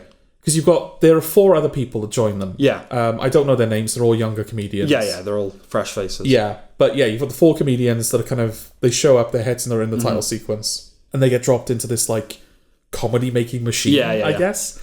And then Mitchell and Webb are dropped in and the machine explodes. Okay. And so my assumption was Mitchell and Webb are not helping. Oh, okay, so... There are these 4 young people that are trying to make a sketch show. They're butting heads with an older style of comedy. Yeah, but Mitchell and Webb were brought in. This is all like in canon now, if you want. Yeah. Mitchell and Webb were brought in because they're the veterans. They're the names that are going to draw people to it. But they've got such an outdated sense of the culture. Yes. And a sense of humour that it doesn't gel with them. Right. That they're going to be inadvertently sabotaging sketches. Yeah, and so you're that's gonna have probably like a level of meta that is very difficult to execute. It would absolutely be very difficult to execute. Worth it, certainly. But a sketch show where there's a story playing out across multiple sketches kind of thing. Because it feels like that's a not impossible thing to do. Well, a not impossible evolution of what they were doing in their previous and also shows. Because it's David Mitchell, you think it's just frankly just going to be cleverer than what it is. Yes. Do you know what I mean? Yeah, when the first thing he does is walk into a room in period drama going, right, why aren't people shitting in the toilet? Yeah, it's bad to start with that. Bad idea. Because there are amusing sketches like him selling life insurance as the older... There are funny things in it, like the therapist sketch, but Yeah, so the start with that was a weird one, and then the airport sketch, which just isn't funny. And that was when they kind of released to the public first, wasn't it? As a little a taster. Yeah, no, it's not very good, really, frankly. No. And yeah, like you said, there's no clever spin on it. And there's nothing about it that feels as subversive as I would expect it to be. No. It's amazing like how little has changed. Yeah. Really. There's a sketch where David Mitchell plays a Foley artist. Yes. Oh, yeah. Yeah. And yeah, you know the one. Yeah. And they're like reading out like, right, we need you to do this specific sound effect. And he's like, yeah, I can do that with my cock. Yeah. And you're like, okay. And then they say another one and he goes, yeah, I'll do that with my cock. And you're like, okay, I'll do that with my cock. Right.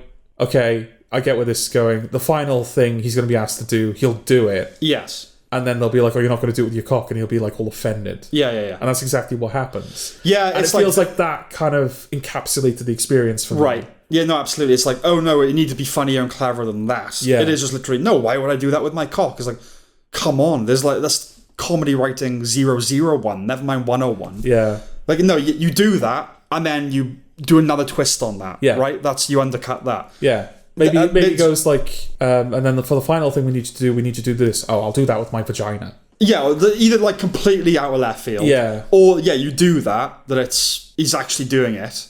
But then, again, just another twist on that, you know. He starts doing it normally, but then adds his cock to whatever. You do a twist on it.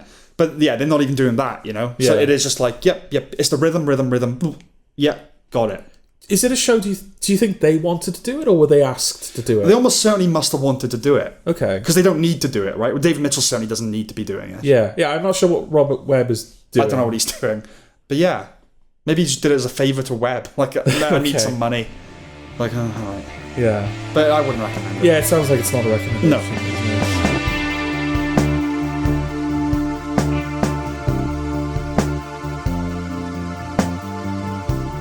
Okay, The Naked Gun. Mm-hmm. It's about 2025 Naked Gun. Pretty much.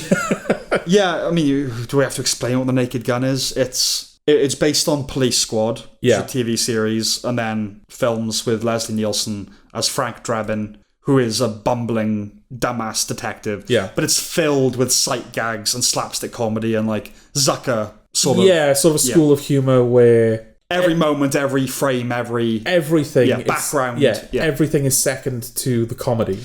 Yeah, it's not... Yeah. It has to make no sense. It's not obligated to make sense. It's... Yeah, 100%. Yeah. And it's jarring at first because we're not used to seeing this kind of comedy anymore. Yeah. Right?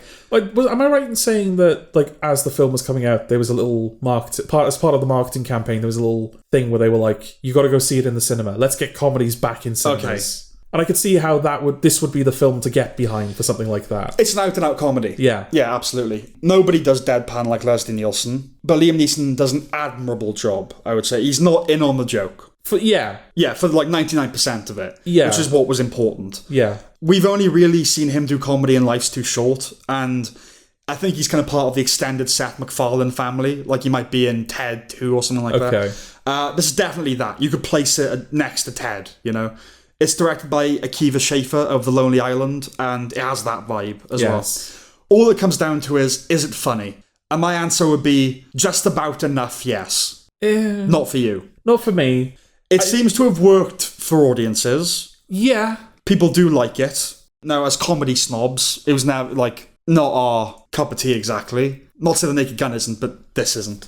This one's a bit more difficult to talk about. We just talked about Mitchell and Webb, where I just said there is such a thing as good comedy and bad comedy. Yes. Which is why I don't love people falling back on the whole humour is subjective argument. Right. But you are right, this is working for some people. So most. It's not, you know, it's been a hit. Yeah. It really has. And I think on paper it's good comedy. Moments, yeah. Yeah, moments, yeah. But that's the thing, it's a film of moments. Yes. And that's the thing, to an extent, films like this are a review proof, right? Because, like, did you laugh? That's all that matters. Okay. And I did, right? Not as much as I'd have liked to, even as the gags are fast and furious. There were a couple of things I found very funny. So the Enchanted Snowman sequence was great. I liked that.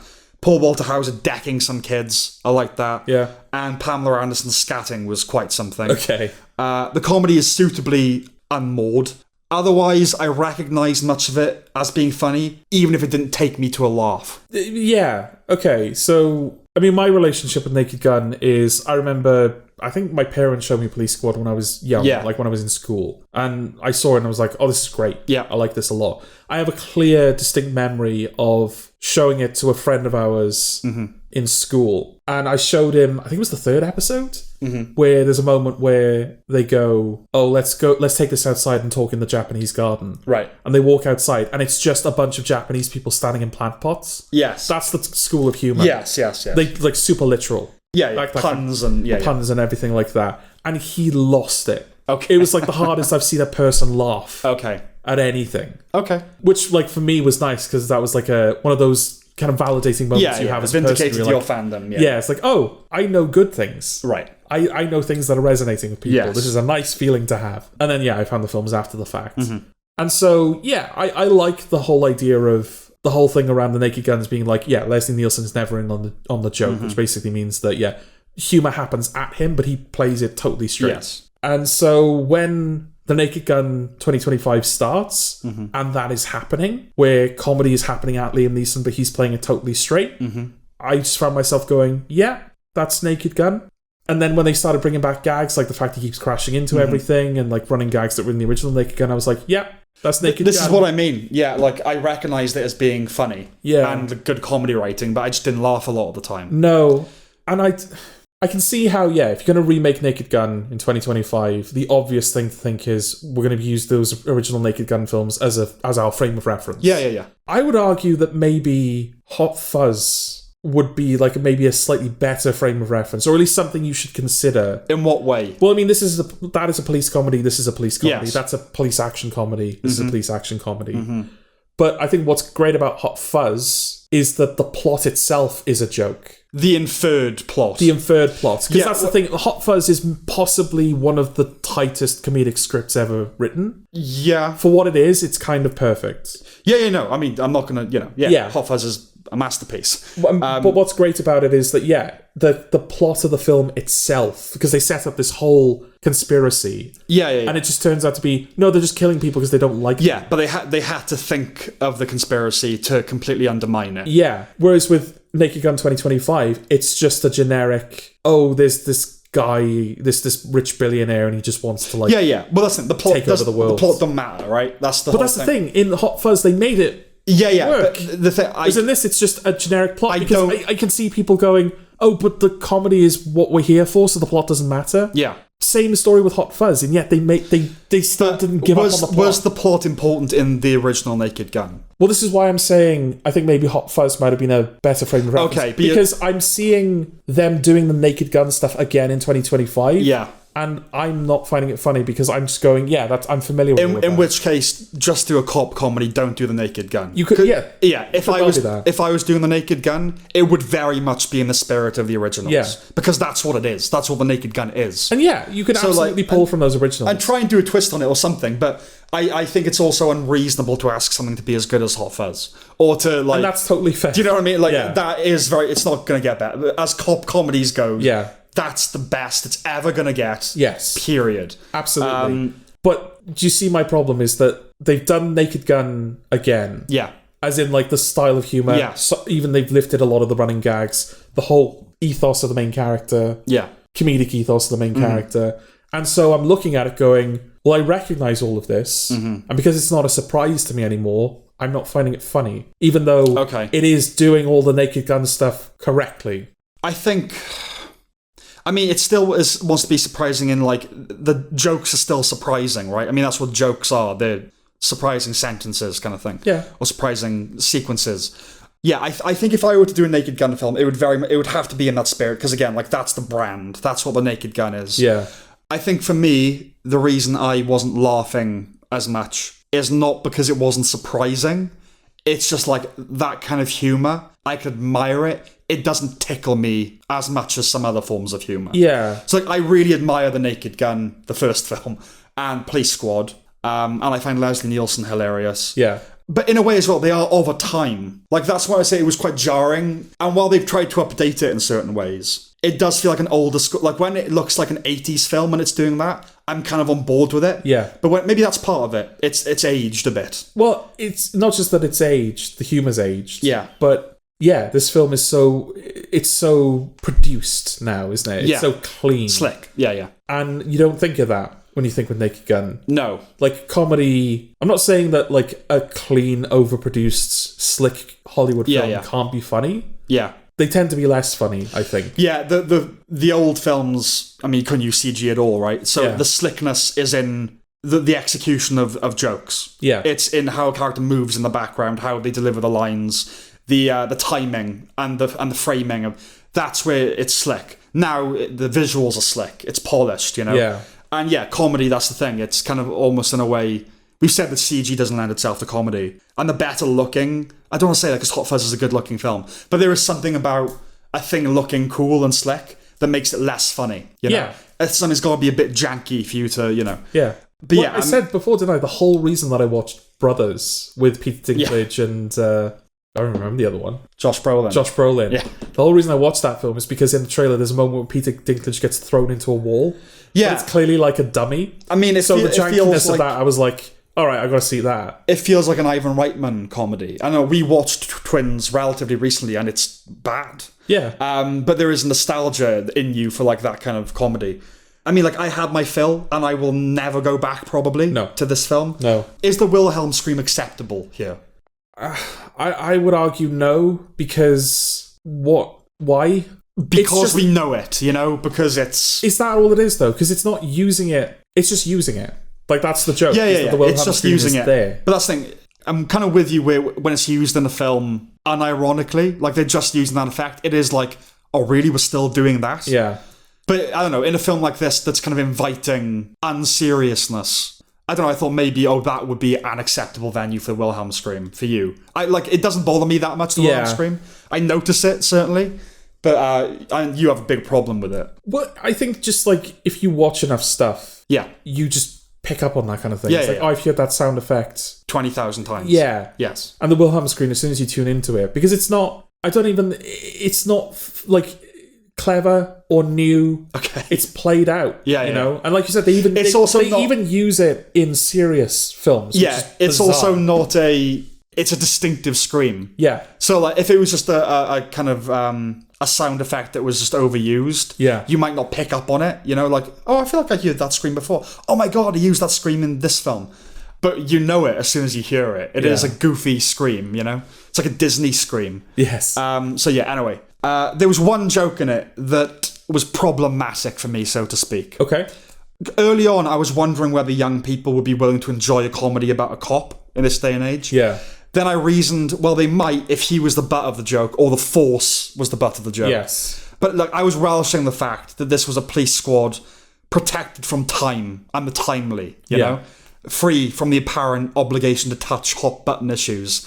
But they suggested Drebin shoots black people in the back. Yeah, that's coming back to me. Yeah. Yeah, there's basically a sequence where he sits down with a guy trying to get information. It's a guy, you know my cousin Nick. And he's like, who's Nick? He's like, you shot him in the back. Yeah, narrow it down. Well, he was running away from you. Narrow it down. He was white. Nick! And it's like implying that he just casually shoots black people in the back. Yeah. And I was like, whose side are we on? Because Drebin is meant to be clueless, but likeable, right? Yeah. It would be somewhat okay, if annoying, if the whole film had like an Iannucci Armstrong type cynicism, where everyone is kind of a piece of shit. And while it's true that nothing is to be taken seriously, and the whole edifice is a joke, you are of course meant to like Frank Drebin. Yeah. So that was a really bum note for me. And I was like, oh, you've gone there, really? What, just because it's a police comedy in the 2020s, you feel you've got to do the race thing? It's also... Just don't do that. Yeah. Like, that's what would make it endearing. But it's also, like, on the edgier side, like, it doesn't feel like it gels with the rest of the humor of the film. It's a dumbass film. That's what it should be. Yeah. And that kind of joke's like, whoa, get political all of a sudden, you know? Yeah. Yeah, anyway. But yeah, I mean, it's fine. It's all right. Yeah, you know? I mean, I'll admit that, like, I chuckled at a couple of things. They were usually the visual stuff. Yeah. The title sequence, the fact they can't fit the title, so they have to, like, shove the letters. And that's the opposite of Mitchell and Webb. That was a bad start because it promised better. Yes, exactly, yeah. Yeah. There's a moment towards the end where they've got text on screen saying, like, where they are, but then someone trips over that text. Yes.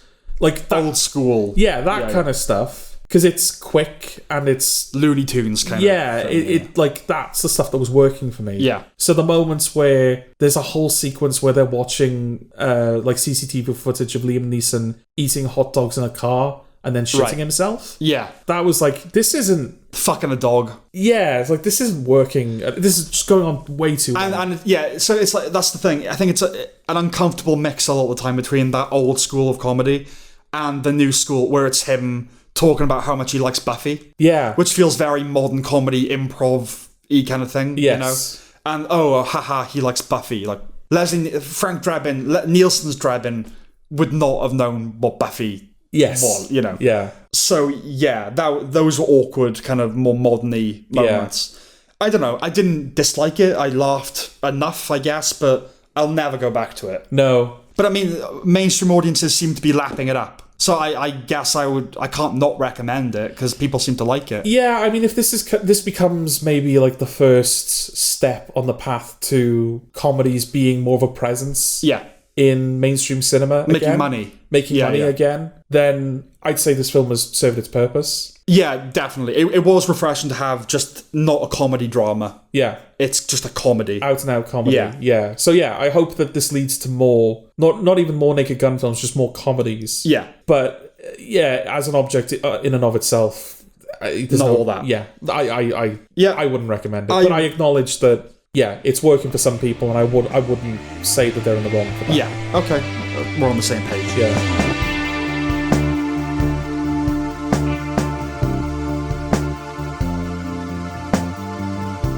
Bambi the Reckoning.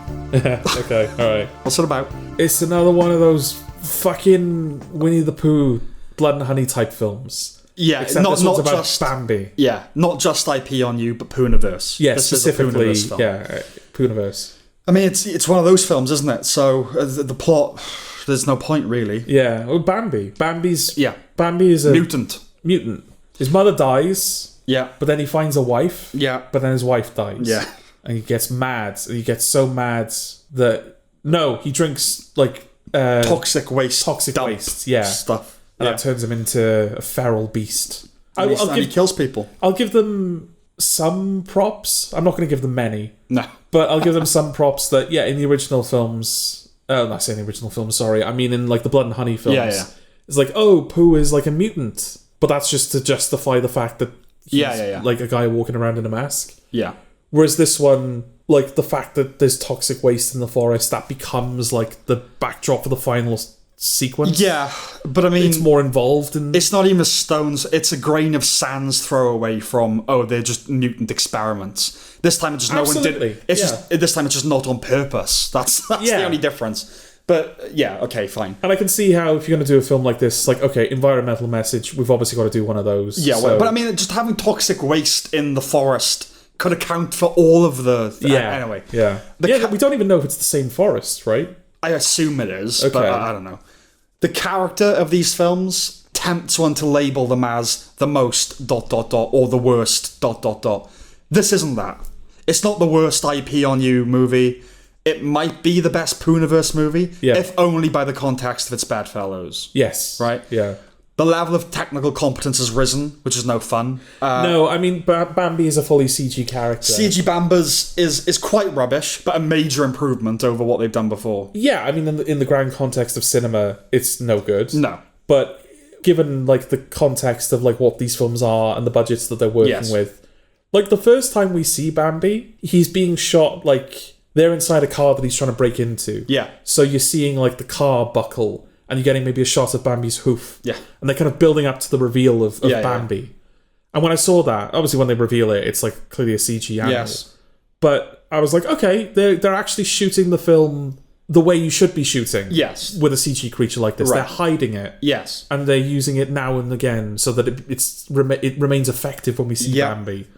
They don't continue doing that. They don't. As soon as we see Bambi, Bambi's in the film, you know? Yeah. There's a moment as well where he's running, like, he's chasing them down, like, the forest road. He's chasing down the truck. And I turned to you and I was like, do you ever play Breakout on the PS1? Yeah, the wolf. It reminded me of the wolf chase. Just the physics of it, I think. The weird scale of it as well. Yeah. Yeah, and also there are a couple of... when he's in the film, but they still do a few, like, money shot Like, this is Bambi kind of Yeah. reveals. Anyway, there's a fake out where you're made to believe the Bambi will be a mirror's reflection, but it's mounted to your head. That was a bit clever.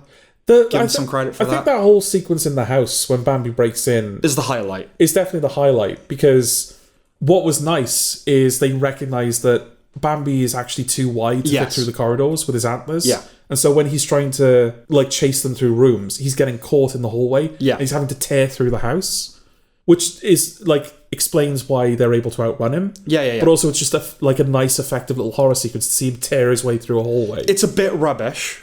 Yeah, but it's like But it's a well as thought an out. idea, yeah. For what it is, it's well thought out. Yeah. And it's even a little moment, because we always have this discussion with all of these films, Right. even the non-Pooniverse ones. Yeah. It's like, do they know that this is supposed to be funny? Do Yeah. you think? And then I think as we were having that discussion, there's a moment where Bambi is trying to open a door with his hoof. Just like this little like round. Yeah, that's the thing. They're still taking themselves too seriously, but there are a few moments here that suggest they're consciously going for laughs. Yeah. So you have the hoof on the doorknob, the teenager punting Thumper. Yes, it's Just kicks the rabbit. Yeah. But they're still making little use of the mythology. But it's possible the Bambi lore isn't rich enough for ripe defilement. Which is why Bambi felt like such a strange choice to me. Yeah, because what is Bambi? His mum dies. Yeah. I actually don't know anything else about the story. We've talked before in the Winnie the Pooh reviews about like how you can corrupt that mythology. But to like, there's great so many effect. characters with archetypes that you can twist. Yeah. And we were talking about Pinocchio because that's the next one they're doing, Yeah. Pinocchio Unstrung, and you came up with like a great idea of, well, look, it's like a Frankenstein thing where he's trying to become a real boy, so he's stealing body parts. Yeah. But he's only killing people who lie. Yeah, because he resents the fact that how come when I lie, everyone knows, but these humans, they can get away with it. Yeah, it's making things worse. And Yeah. Which won't be the film. Which won't be the film. It's a mutant puppet. But that's the thing. Like, there's a rich enough mythology with Pinocchio. Yeah. That you can mine an idea. Yeah, like there are that. laws to Pinocchio. Yeah. I don't know what the Bambi. Well, that's the thing. Yeah. Bambi, his mum dies. Okay, and there's a taking rabbit called revenge. Thumper. Yeah, that is it. That is all I know about Bambi. There might be more to it. Yeah. But I don't know what it is. No. Anyway. Yeah, I don't know if we mentioned it before, but it's a quality endemic to all of these amateurish affairs. They draw out the tension way too long. Yeah. I don't know if we mentioned that with the other ones before, but like, definitely cottoned more onto it this time. Like, don't get me wrong, there is no tension, but it's always so tediously stretched. You know, like, blow it already, you know? And there's when you blow your wad early and show the creature, you can't keep revealing it. Yes. And I'm sorry, it doesn't really matter how much toxic waste you pump into it. You can't make me afraid of a deer. Yeah. It's just not possible. Yeah.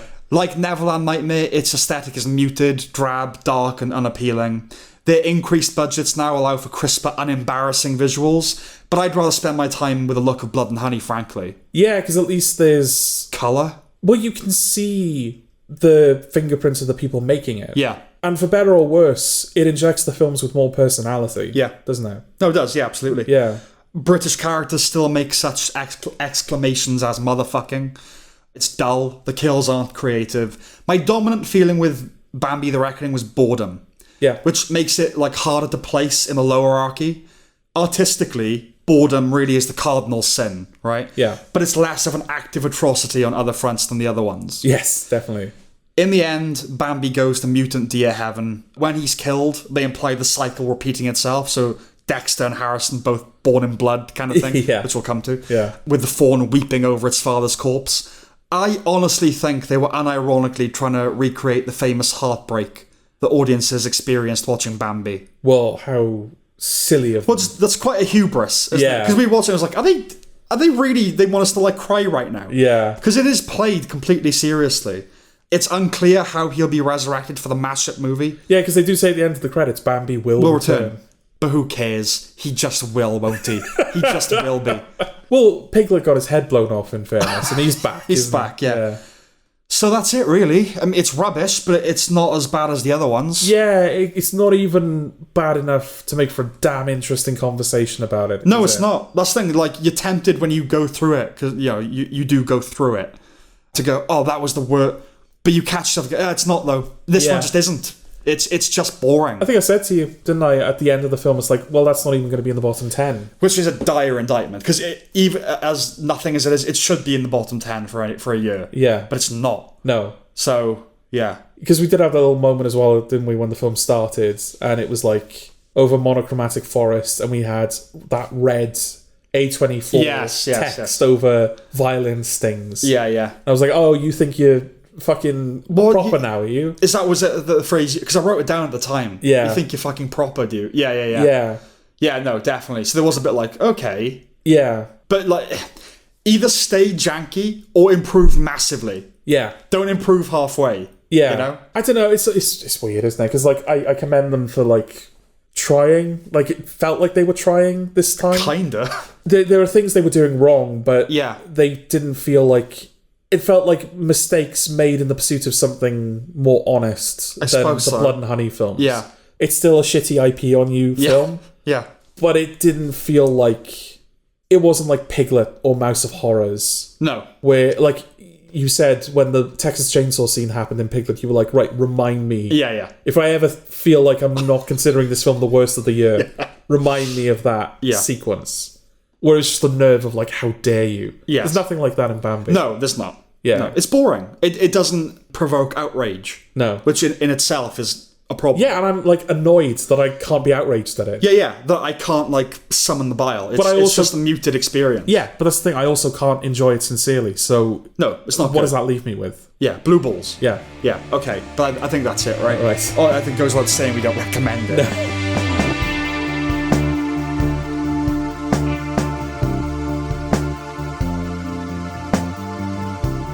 Dexter Resurrection. Yeah. Right, I'm sorry, but for some reason I've got loads to say about this, and I don't know why.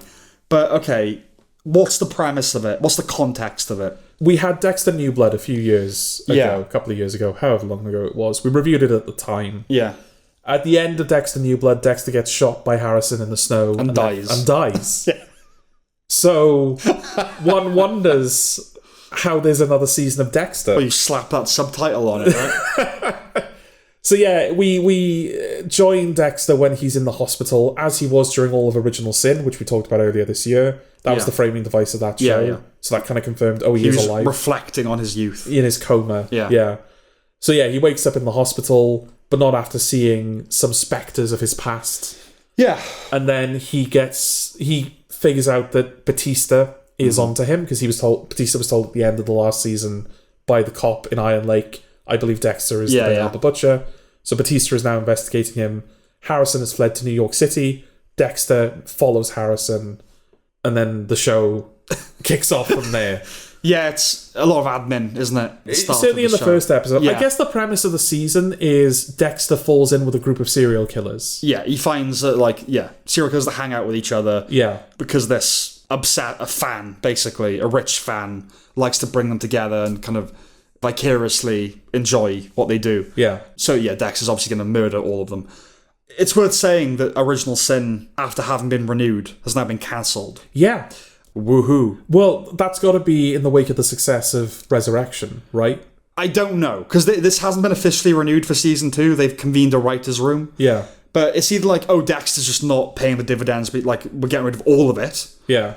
Or it's, actually, in light of this new one, it's ridiculous to do Original Sin. I hope it's that. Yeah, I suspect they did Original Sin and they thought, I guess this is what Dexter is now in the modern day. Right. So let's do this alongside Resurrection. And then Resurrection came out. Everyone loved it. Yeah. It was doing great numbers. And they were like, that's what a good Dexter show looks like. Let's not bother with Original Sin anymore. And I'm really glad they have. Yeah.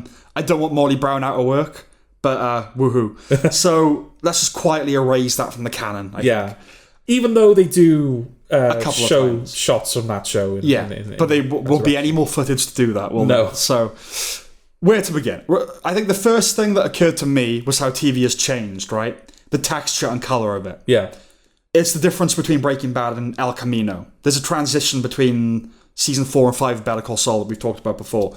It's a more cinematic look, theoretically. And while there are recent shows like Mr. Robot or Severance that have distinctive, gorgeous cinematography that stands apart, I personally miss the look of Naughty's TV. I don't know about you. And like the promotional artwork for the season evokes the original series, like that blue background and everything. So it's a shame the visuals don't. It's better than New Blood, though. It's better than New Blood, and it's better than Original Sin, 100%. Not as good as Dexter, though. Season 4. No, but it's all season 4. I feel like, I mean, Miami is such a naturally colourful place. Yeah, but it's not just that, right? Because they filmed Miami in this, briefly. Yeah. It just looks different. The colouring of it, the colour grading. And, yeah, but I think they recognise that. So rather than trying to emulate the original thing, they kind of went, right, what does filming in New York offer us now? Yeah. And so they were kind of able to lean into that. We're over that precipice now. There's no going back. We're never going to go back to that look, right? Yeah. So, okay. The first episode, you alluded to it, presents us with the spectres of John Lithgow's Trinity Killer and Jimmy Smits's Miguel Prado. I think it's ill-advised to have visions of characters that died when the actors are visibly older. Yeah, I know. You have to live with it. How are you going to get around because it? The afterlife seems to have endowed Harry Morgan with significant paunch.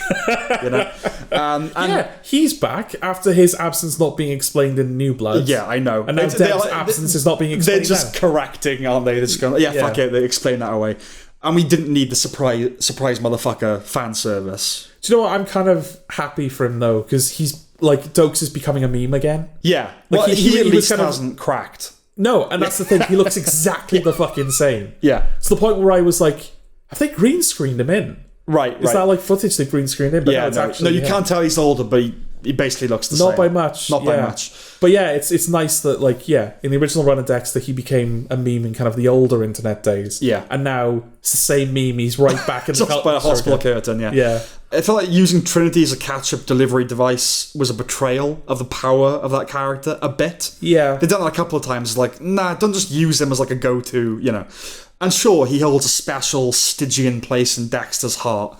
But the only reason they keep bringing him back post-mortem is his popularity, right? Yeah. Like, Lila never pops up. No, yeah, funny that. And what's her name? Charlotte Rampling. Or Charlotte Rampling. And like you said, it's funny that Deborah skedaddled, almost like it was purely a result of real-world, considerations. Yeah. All of that stuff is stark reality. Fortunately, they do get that out of the way early. Yeah. They kind of explain us into a new context in a quite contrived way. Because that's the thing. Sorry, go on. I was going to say, despite the fact that this is Desert? This is Dexter Resurrection. Yeah. It's really Dexter season 10, isn't it? Well, that's the thing. It defies easy classification, I think, because it's season 2 of Dexter New Blood as well. Yeah. And season 10 of Dexter and the soft reboot. But so it's like... I could not imagine someone watching Dexter Resurrection without any context. No, but that's the thing. They do spend too much time on exposition. But I think they're doing that because they are accounting for the possibility of people watching it that haven't watched it before. And you don't have to have watched it. I don't know how much you get out of it. It helps a lot. Oh, it's 100%. Yeah. But we'll kind of circle back to that. Like, New Blood was meant to be a mini-series, right? But people watched, so they unkilled their lead. Yeah. Functionally, that turns New Blood into season 9. Yes. And this is season 10. It's a continuation. So yeah, a little too much time resetting the table. And if they were going to have Dexter recount to Batista what happened at the end of season 8, he's like, the boat capsized. They might have had the courtesy to explain how the fuck he survived it. Yes. Anyway. But yeah, I think the fact it's ridiculous, like, Dexter was always quite ridiculous, the premise of it. Psychologically real, but a ridiculous idea. Yeah. And it knows that now. And it's leaning into it. It knows that. I think the Rotten Tomatoes consensus is like, Dexter brushes off a slight case of death to emerge. And it's like, but it knows it's goofy. Yeah. It knows that's stupid. Well, that's what one of the things I found remarkable about this season is, look at the premise for New Blood. Yeah. Dexter has been living in this isolated place all these years. He's built this little life for himself and somebody else to get away from the fact that he left Miami. Yeah. He abandoned Harrison out of necessity, but then Harrison finds him again. Yeah. As a grown, like he's his own man now. Yes. And so he's trying to reconnect Dexter while Dexter is still living this lie of a life after he's killed someone and has kind of stirred up the rich guy in town. So now, like, who himself it turns out is a serial killer. Yeah. That seems like a pretty good premise for a Dexter season. Mm-hmm. The premise for Resurrection is Dexter goes to New York City to reconnect with his son who just killed him. Yeah. And while there, he finds a group of serial killers that he makes friends with. Just hang out with and each while other. also killing them off. Yeah. Sounds absurd. Yeah. Resurrection is far and away the better season. 100%. And is it that? Is it the fact that the show is going, no, you know what? This is ridiculous. Let's run with it. I think so. And like, if we're gonna say he didn't die, we're starting off on a silly foot, really. Yeah. Yeah, and maybe New Blood was a bit too serious, and Original Sin is shit. So, yeah, we'll make it fun again, basically. Okay. And yeah, everyone who's watched this basically said this is the most I've cared about Dexter since season 4. You know. Yeah. And I agree. The existence of this show does undermine New Blood. Whether you care about that, I don't know. But the pathos of Dexter's death, you know, Harrison being free of darkness. I mean, that whole idea of hereditary murderousness was always goofy as well. Harrison being baptized in blood like Dexter was just meant to be pure tragedy, evil coming full circle. Like, Dexter kind of caused this sort of thing, right? Yeah. And it makes sense that Dexter would worry about his son displaying the signs. But reality just doesn't work like that, I don't think. Okay. You know, like, oh, he will also now want to kill people. But I will say that, like... But he died, man. He did die. He certainly did. Dexter Morgan is the luckiest motherfucker in all of fiction. He is. He really is. Yeah. Well, it really is reaching the point now where it's like, Dexter's ended twice? Yeah. 3 times? Twice. Twice, yeah. It's ended twice. Both endings were... 3 times to me. 3 times to you. Season 4 is the ending of Dexter as far as I'm concerned. Okay. But yeah, go on. Yeah. If you count that as an ending, that's a great ending. Yeah, yeah. If you count season 8 as the ending, it's a bad ending. Yeah. If you count New Blood as an ending, it's a bad ending. No. It's not a bad ending. It's just not. It's not a great ending, but it's a correction. Okay. It's a better ending. But New Blood was a correction. Okay. It was like season 8 was fucking terrible, wasn't it? Yeah. Let's do a better ending. But now it's not an ending. But now it's not an ending. So now it is reaching the point where, like, yeah, I don't know if you can end Dexter. Yeah, anymore. how do you do it now? Yeah. He's died. He has like lived with the consequences of his actions forever. Yeah. And his actions have led to the death of the woman he loved most. Yeah. Yeah, what's left? Yeah. They kind of have to leave it on. He's just going to keep doing it. That's it. But the show's ending. He's escaped too many times. Yeah. For anything to get him. To have weight. Yeah. What was the... We did a Lexus Center, didn't we? Where I proposed one. I don't know if it's been committed to canon yet. Mm-hmm.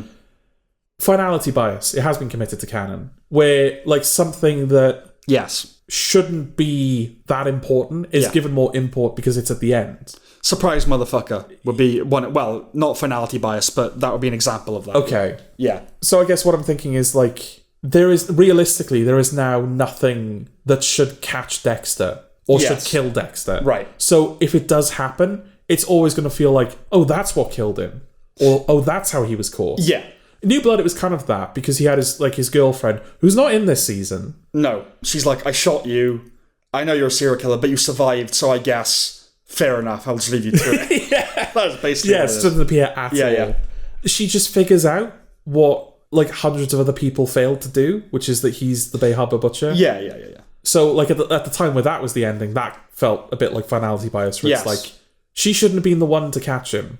Sure. So, yeah, I guess I'm saying... But again, in what context? Because was that a continuation of Dexter, or was it as the miniseries? If you're viewing it as a miniseries, perfectly legitimate. She's there from the beginning. She's his girlfriend. Yeah. She is the person to figure it out. But in the canon of Dexter, no. So this is why it's so complicated to talk about some of this stuff, right? Yeah. Because, like, my second experience of New Blood was more positive, and it was always an improvement over season 8, obviously.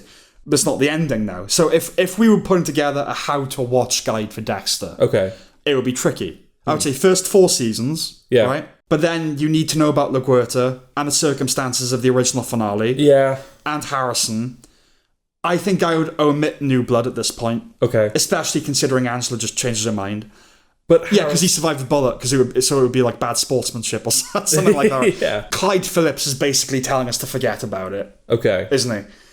So I invite you, Jordan, to cobble together a video of the important moments between season 5 and Resurrection. Okay. How much of that stuff will end up being important in the grand scheme of things, we'll see. Yeah. But there's enough legacy stuff, Batista, here, that it can't be forgotten completely. No. Even as there exists an acutely felt sense of the writers wanting to hastily tie up loose ends and start as anew as possible. Yeah. But it's like, watch the first 4 seasons, here's this video, and now Resurrection. Yeah. I mean, season 5 is like a step down from everything that came before. It's not bad. But now, if you get to like trim what you want, I would trim 5, right? Okay. 5 to 8 can go. 6, off the top of my head, the only thing that you need from 6 is Deborah realising she loves Dexter. Yes. Like, romantically loves it. Yeah. And realizing that it's him, that's discovering who he is, right? Well, yeah, that's the tragedy at the end of series 6. Yeah, Kind of the only good thing about it, from what I remember, is she goes to confess to Dexter that, I know I'm your like adopted sister, but I am romantically in love with you. Yeah. And she sees him killing a guy. And the season, which is about religion, ends with the sentence, "Oh God." Yeah. So that's neat.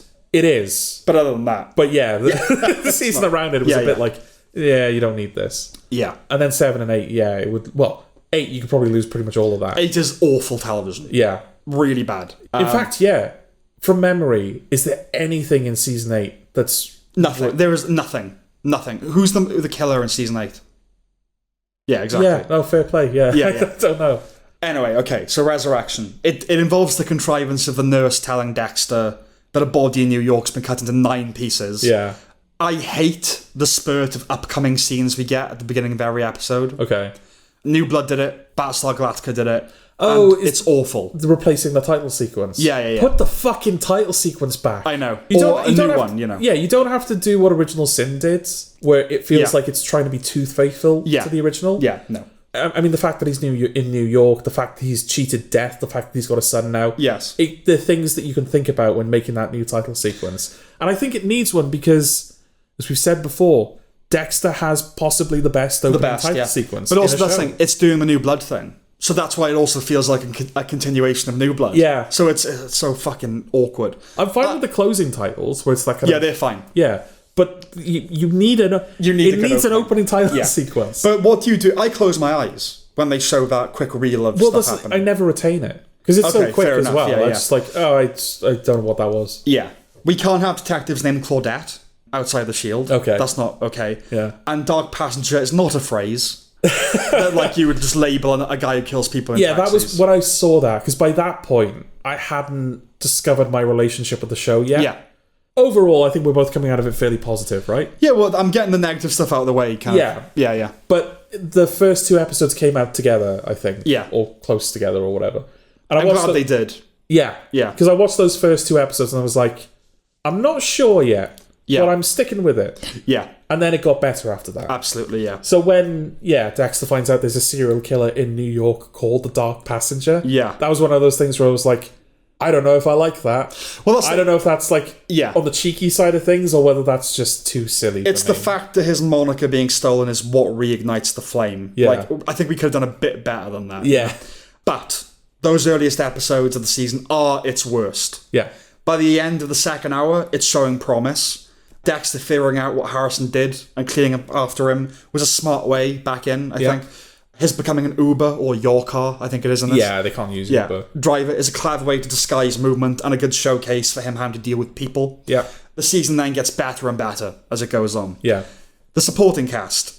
I don't think I like Harrison. I like him more than I did in New Blood. Me too. And I think it's because it feels like they're finding a good direction for that character now. Yeah. He's not just another Dexter. In fact, in the first episode, minor spoiler, but it's the first episode, he does kill someone. Yes. Because you say that the nurse says to Dexter there's a body that's been cut into 9 pieces. That's how I showed Harrison. He didn't say it to the nurse, obviously. No. But that's how I showed Harrison how to cut up a body. So he goes to find him in New York. But Harrison deeply regrets the fact that he killed this guy. Yeah. And as the season goes on, it becomes clear that... And Dexter kind of realises, you're not going to be me, Harrison. And I don't want you to be. And I don't want you to be. Yeah. Forge your own path. Find a different outlet. Right. You don't have to be a killer. Yes. It's not for you. Yeah, that's good. Yeah. It's not just that trite, like father, like son thing. He just doesn't convince me. And he blinks too much. Okay. I'm sorry to point that out because you're going to notice it now. Right. But his eyes are always kind of sad and teary and he blinks all the time. Anyway. Okay. And he does the thing of one eye will blink. When things are dramatic, he'll do one eye blink. Okay. Between this and Smoke, Ntare Mwine was in 2 dramas airing at the same time. Very different. I didn't even know it was the same guy. Didn't you? No. Yeah, very different. Yeah. He's good in both, and very different. The Sierra Leonean family did not feel remotely woke. Shows there's a difference. Yeah. You know? Yeah. I like the detectives. While a cliche, there's something about the, let's face it, autistic savant cop being brought into the world of Dexter. That's a nice foil for Dexter, I think. Yeah, someone who is so tapped into finding the details. And, yeah. I mean, she's the type of character that would have her own show. You know, if you're listening, Showtime, don't take that literally. It's enough fucking spin-offs. Quinn and Masuka pop up, more fan service, but also perfectly legitimate appearances. Yeah, you know, because he's leaving. And after what happens, like, yeah, okay, maybe it was good to have a final scene with those two. Yeah. I was, however, praying they didn't feel the need to have Masuka laugh. But it's inevitable. But I get it. How? No. He can be in a scene and not do the laugh. No, he can't. Okay. That's what he alright, is. okay. He's a laugh. He's a sex pest. Yeah. And he's a laugh. And there are only one of those things that I think it's new okay audiences to do in 2025. Yeah, exactly. Yeah. Yeah. The villains. We considered writing sketches about a decade ago, one of which involved a serial killer conference where they traded techniques. Oh, yeah. Do you remember that? Yeah. Another Pilfered Nugget. Peter Dinklage is good as ever. He's the guy that brings them all together. Oh, don't do that. What? Don't say Pilfered Nugget and then bring up Peter Dinklage. He's not Pilfered, he's the human being. He's No, but he's small. Yeah. Him and his little Dr. No number. He's nicely unhinged, even if he overdoes it sometimes. Like when he reveals Batista on the table and he does like the maniacal laugh. He's like, Yeah. bit much. A serial killer and enthusiast and memorabilia collector is a good angle, I think. It was a really nice way, actually, of bringing Dexter's old slides back into the Again, show. though, I agree, but it's like, okay, you really are. This season's just bringing everything back. That's what I'm trying to do. But it's like that's a good way of doing it. No, it's a good way of doing Yeah, it. because they even bring back the Ice Truck Killer's killing table. They do. Yeah, Trinity Killer, I think he's got some of his. Yeah. Yeah. Dexter's tour through Prater's morbid museum includes a flashback to John Wayne Gacy's pseudo cameo in Original Sin. Yeah.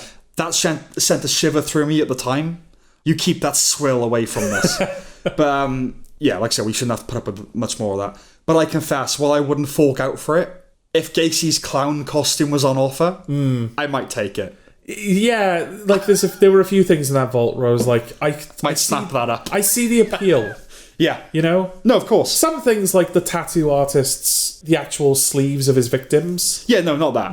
That's like, okay. Or like Ed Gein's lampshades or whatever. Yeah, But like Rapunzel's ponytails. Yeah, and all that, Sam Harris has pointed out, he's used it as an example of superstition and how we attach significance to objects. He's like, if I gave you a jumper, I gift you a jumper and you wore it, and then I told you it belonged to Ted Bundy, but it's been washed 300 times, it's been, you'd still feel weird about it. Yeah. For no reason. It's matter. It's, but anyway.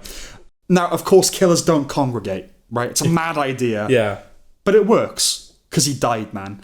And they don't behave as I imagine killers would if they did congregate. Yeah, a lot of fun. A lot of them are like fairly stable people. Like they come across as stable. Yeah, they can interact socially fairly competently. They are just trading like hobby. But yeah. Even the David Dasmalchian character, who's the most serial killer of them all. Because it's David Dasmalchian. Yeah, he is like, yeah, okay, I guess you could just sit down and like shoot the shit with him. Yeah, I guess. But it's fun. It's really fun. Yeah. Like Dexter always strained credulity, so fuck it, lean into that, lean into the weird. Yeah. When Eric Stone Street was showing pictures of his family, I was like, but he's gay. But he isn't, is he? Him, Kristen Ritter, Neil Patrick Harris, David Dasmalchian, a great assembly. Yeah. Right? There was a sinking feeling knowing it couldn't last. Yeah. Mostly because of the profile of those actors, right? But their first meeting is probably the highlight of the season. Like episode 4 was one of the best episodes of the franchise. Yeah, I mean that was great because, like I said, the first 2 episodes I was like, we'll see. Yeah. And the 3rd episode is like, yeah, no, this is getting better. Yeah. And then you have that 4th episode and you're like, okay. That's one of the best hours they've done in any incarnation. I am locked into this now. I'm confident in what they're doing. It's the watershed, yeah. Yeah. The great yearning, I like that expression. Yeah. Between them and the new detectives and Batista and the African family, they created a rich mixture that gelled really well together, And by episode 6, it settles into a very happy rhythm. Yeah. It's just going there. Absolutely. The weak link is Uma Thurman. Not because she's bad. It's just a peculiar and minor role for her to take, Is it because it's Uma Thurman, or is it just because that character feels like more functional than... Like she's not a fun character, she's a functional character. There's that. I just figured that Uma Thurman would have enough status to play the villain of the season. Okay. But maybe not anymore. I don't know. Maybe to us she does, but to younger people... I mean, Maya Hawke probably has more of a status than Uma Thurman. Oh, wow, okay. Spoilers... She survives the season? Yeah, so that's the thing. Maybe she'll be given greater prominence. Maybe. But also that could be the end for her. That could be. They wrap it up in such a way. She's basically the Mike, isn't she? Yeah. She's the assistant. She does the things that Peter Dinklage can't do because when Peter Dinklage goes out into the city, people notice him. Notice him, yeah. Because he's rich. That's the only reason. Yeah. Michael C. Hall, and Peter Dinklage, they were at the forefront of the marketing. So, yeah, they must have bigger plans. I hope they do, anyway. Okay. Besides Dexter himself, they've never developed a killer over the course of many seasons, for obvious reasons. I understand it risks preclusion when you cast an A-lister, right? But that's something I'd like to see. If for what we got, though, I also quite like them having their episode. Yeah. This spotlight, you know? Yeah. Who'd have thought Al would be the last man standing? Yeah, Eric Stonestreet also survives the season. Maybe he's going to be the one where we get multiple seasons. That's the thing, maybe. I doubt it, but maybe. Yeah, because I was a bit worried that at the end of season 2 of Dexter, Lila seemingly gets away with it. She disappears from Miami. She ends up in Paris. Yeah. No one knows where she is or anything like that. And then just as the season is about to end, Dexter turns up and kills her. Right. Because they must have really not wanted her back for season 3. Yes. So I was worried it would be a similar thing with Eric Stonestreet, where he would be like the last thing wrapping up that season. Yeah. Dexter would just magically have found him. But no, he really is. Yeah, if anything, they just a loose end. They just tease the future for that character, because you see he's like the file that Dexter has at the end of the season. Well, that's kind of what's nice about it, is that Dexter now has a mechanism through which he can find him. Yeah. But they end that story, like the last time we see Eric Stonestreet, it ends in such a way where that could genuinely be the last time we see that character. Yeah. And if so, that's a whole nother story you can do with Dexter. It's like, I'm never going to find this guy again. Right. I can't deal with that. Yeah. There's a killer out there. I know he's a killer. I just can't get to him. Yeah. That could be fun. Yeah, definitely. Yeah. And I hope they do something with it. I hope that is not it. Or they go like, between seasons 1 and 2 of Resurrection, he killed him. That would be shit. Yeah, don't do that. You know what I mean? They might do that, because he's at the top of the pile, right? If they're going to do it, start the season with that scene. But I don't want them to do that. Yeah. But at least show us the ending of Al. I also wouldn't want, and this is something I failed to bring up in the Wednesday review, I also wouldn't want what they did with, what's his fucking name? The little Star Wars kid. In... The serial killer at the beginning of Wednesday, season 2. I don't know. He was the kid in The Phantom Menace, right? No. No? No. Haley Joel Osment. Yeah. He was the kid in The Sixth Sense. Oh, my mistake. Yeah. No, the kid in The Phantom Menace is now like a major psychotic, druggy, like in... Yeah. Oh, dear. He lost his mind, like completely lost his mind. Oh, well, I apologise. Yeah. Haley Joel Osment. Yeah. He is the prologue to season 2. Yes. He deserved more than that. That little story where she's that was like good. in that serial The killer. Texas Chainsaw thing. Yeah, that's like 6 minutes. Yeah. It's like, no, that deserved to be an episode at the very least. Yeah, I'm with you. I hope that doesn't happen to Eric Stonestreet, where he is the cold open essentially for series 2. Like, we're back in Dexter, like he's killing. Like, yeah. And then it's like, all right, done with Eric Stonestreet. It's like, no. Yeah, but they could do it because he's got all this information, right? So it is a bit like they could easily just do that. I guess I'm saying this because I have more faith in them now. Certainly more faith than I had at the end of New Blood or Original Sin. Yeah, absolutely. So it feels like they could do a good second season to this show. So that's why I'm really like, please don't do a bad Please don't thing. fuck it up. Yeah. But yes, also I don't want to say don't, because maybe if they did do a thing with the season openers, him killing Al, they might do it like really well, and we'll go, all right. Yeah. But, so let's, I reserve. We'll see what they do. Yeah. But yeah, the film Al brings to the show and tell. It's obviously not graphic, but it put me in mind of so Scott Glenn, who played Jack Crawford in Silence of the Lambs. He met with John Douglas of the FBI's Behavioural Science Unit, on whom Holden Ford, incidentally, in Mindhunter is based.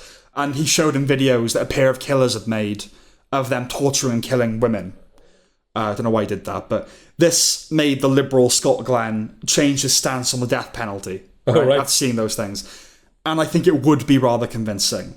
Or to say that watching that snuff film with those creeps would galvanise Dexter, Well, that's what's nice, is that Dexter's little thing for a few episodes is he's kind of torn between, they're killers, and so I have to kill them because that's the code. But I can talk to them and they're friends. But I've got friends, proper friends I can actually be open and honest with. Yeah. But the ball keeps dropping. It's like... Yeah. And as soon as he sees that film, he's like... Oh, the penny, not the ball.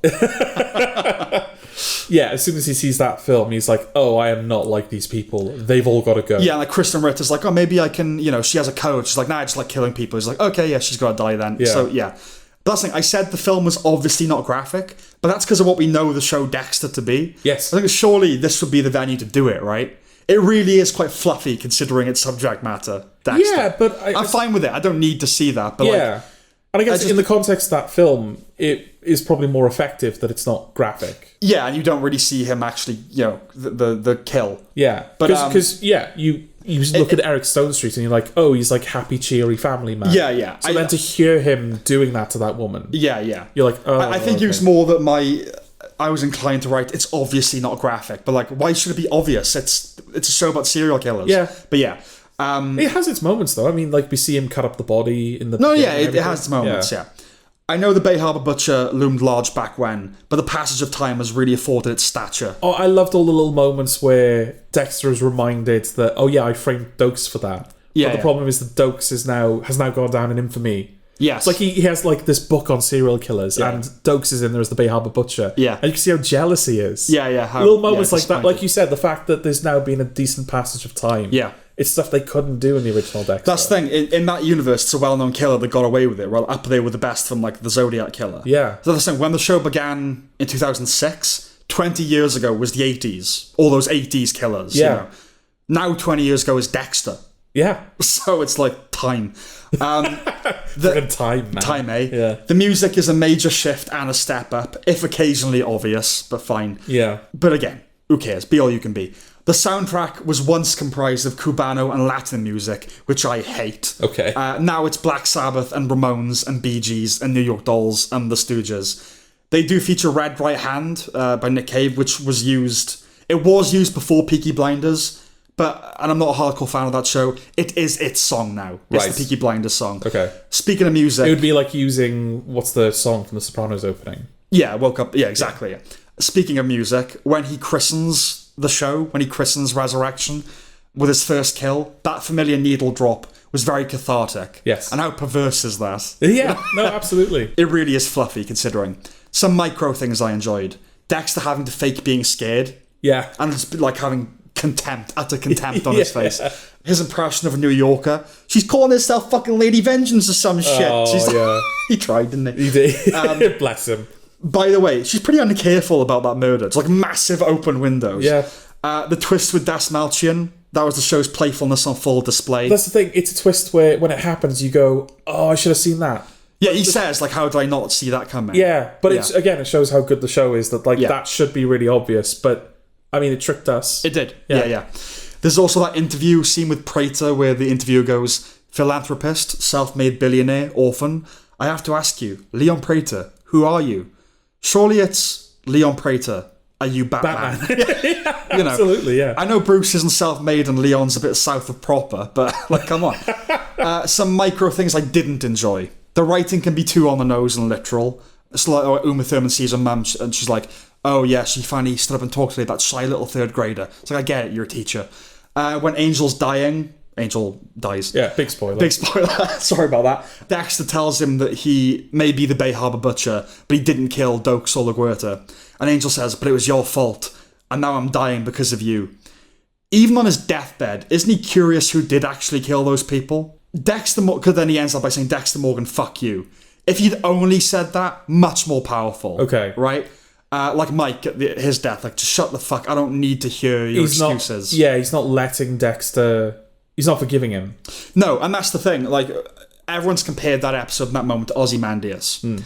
It's more about the death of Mike, I would say. It's more akin to that, you know? The manner of just, no more bullshit. No more talk. Let me die in peace. Yeah. You know, that kind of thing. And that's the thing, given that this show is our reintroduction to Dexter of sorts, it doesn't have the entire weight of the series behind it, the way that Ozymandias did. That's the thing, in Ozymandias and Breaking Bad, that really does feel like everything was leading to this. Whereas in Dexter, the only kind of inevitability that episode has is Angel finding out. There's nothing else in that episode which feels like, oh, we were always building up to this. No, but even in the show, like Batista, and like, Batista's been around a lot longer than Hank Schrader was. 20 years, you know. But because it's kind of a soft reboot, it doesn't have that, oh no, it all led to this. It just doesn't have that power to it, you know? Which is kind of a shame. Mad World was a weird choice to use after that, though. Yeah, that's like a meme song, right? Yeah, like almost. Sad thing happened. Yeah. The finale was decent. I don't know if he needed a boat again, but surely that... Well, he can't keep that. He can't keep it. That's a ridiculous boat. There's no... Yeah, that's a house, you know... If that's going to be your like, taciturn kill boat, you're taking bodies out to the ocean, that's a bad boat to choose. But also, New York is not the Everglades. You can't just, like... Yes. In Florida, you can just sail off somewhere. Yeah. But the Statue of Liberty's right there. Right fucking there, yeah. Like watching him dump Leon Prater into the Yeah, exactly. bay. Yeah. In one bag, presumably. How many bags was that? I don't know. It's 3 bags. It's 3 bags, okay. Yeah. Its name is a nice nod, though, The Getaway. Because that's the name of the episode where Rita dies. Yeah, just that nice reminder hanging over you. At the end of every season, he has to re-remember that he is who he is. Yeah. That's a bit tiring. The pacing of the show really suggests they have a longer running operation in mind, and I hope they're allowed to pursue it. They have more time to do character stuff like the funeral. Like, that whole thing is like just character stuff, that is. Yeah. They can slow down. There isn't a constant urgency to get to the end. Despite that, it manages to be exciting. Dexter got exciting again. Yeah. And it's the best it's been since 2009. It really is, you know. I think Original Sin's cancellation bodes well. Like, they want to concentrate all their efforts on this. Yeah. Just ditch the subtitle, I think. I mean, that would be annoying in its own way, isn't it? It would. Now we're just going back to Dexter. If Dexter Resurrection Season 2 is Dexter Season 11, you're just like, where are we? Stop it. But, like, if you bring back the title sequence, I'll forgive you for all the stupid subtitle bullshit. Yeah. But that's it. I mean, it was a lot, but that's it. Really good. Yeah. Not perfect, but really good. But a recommendation, right? Yeah, definitely. But not without watching Dexter. Yeah, that's the thing. Yeah. You are going to have to sit through 4 seasons and the video that Jordan will make. Yeah, and then New Blood's... Oh no, New Blood's included in that, right? I think we can ditch that, yeah. Just put the highlights in. Yeah. But no, I mean, this is definitely worth it, I would say. 100%. Yeah. It's fun. Yeah. Yeah. Who'd have thought? Who'd have thought that Dexter would find its way back? Yeah. No, definitely. This is what I wanted New Blood to be. I remember they're like, Dexter, but it's snow. Okay. Yeah. That's great. Yeah. And then didn't pan out, really. No. But this is good. With that, we bid you farewell. All right, then. See you next time. Bye. Bye-bye.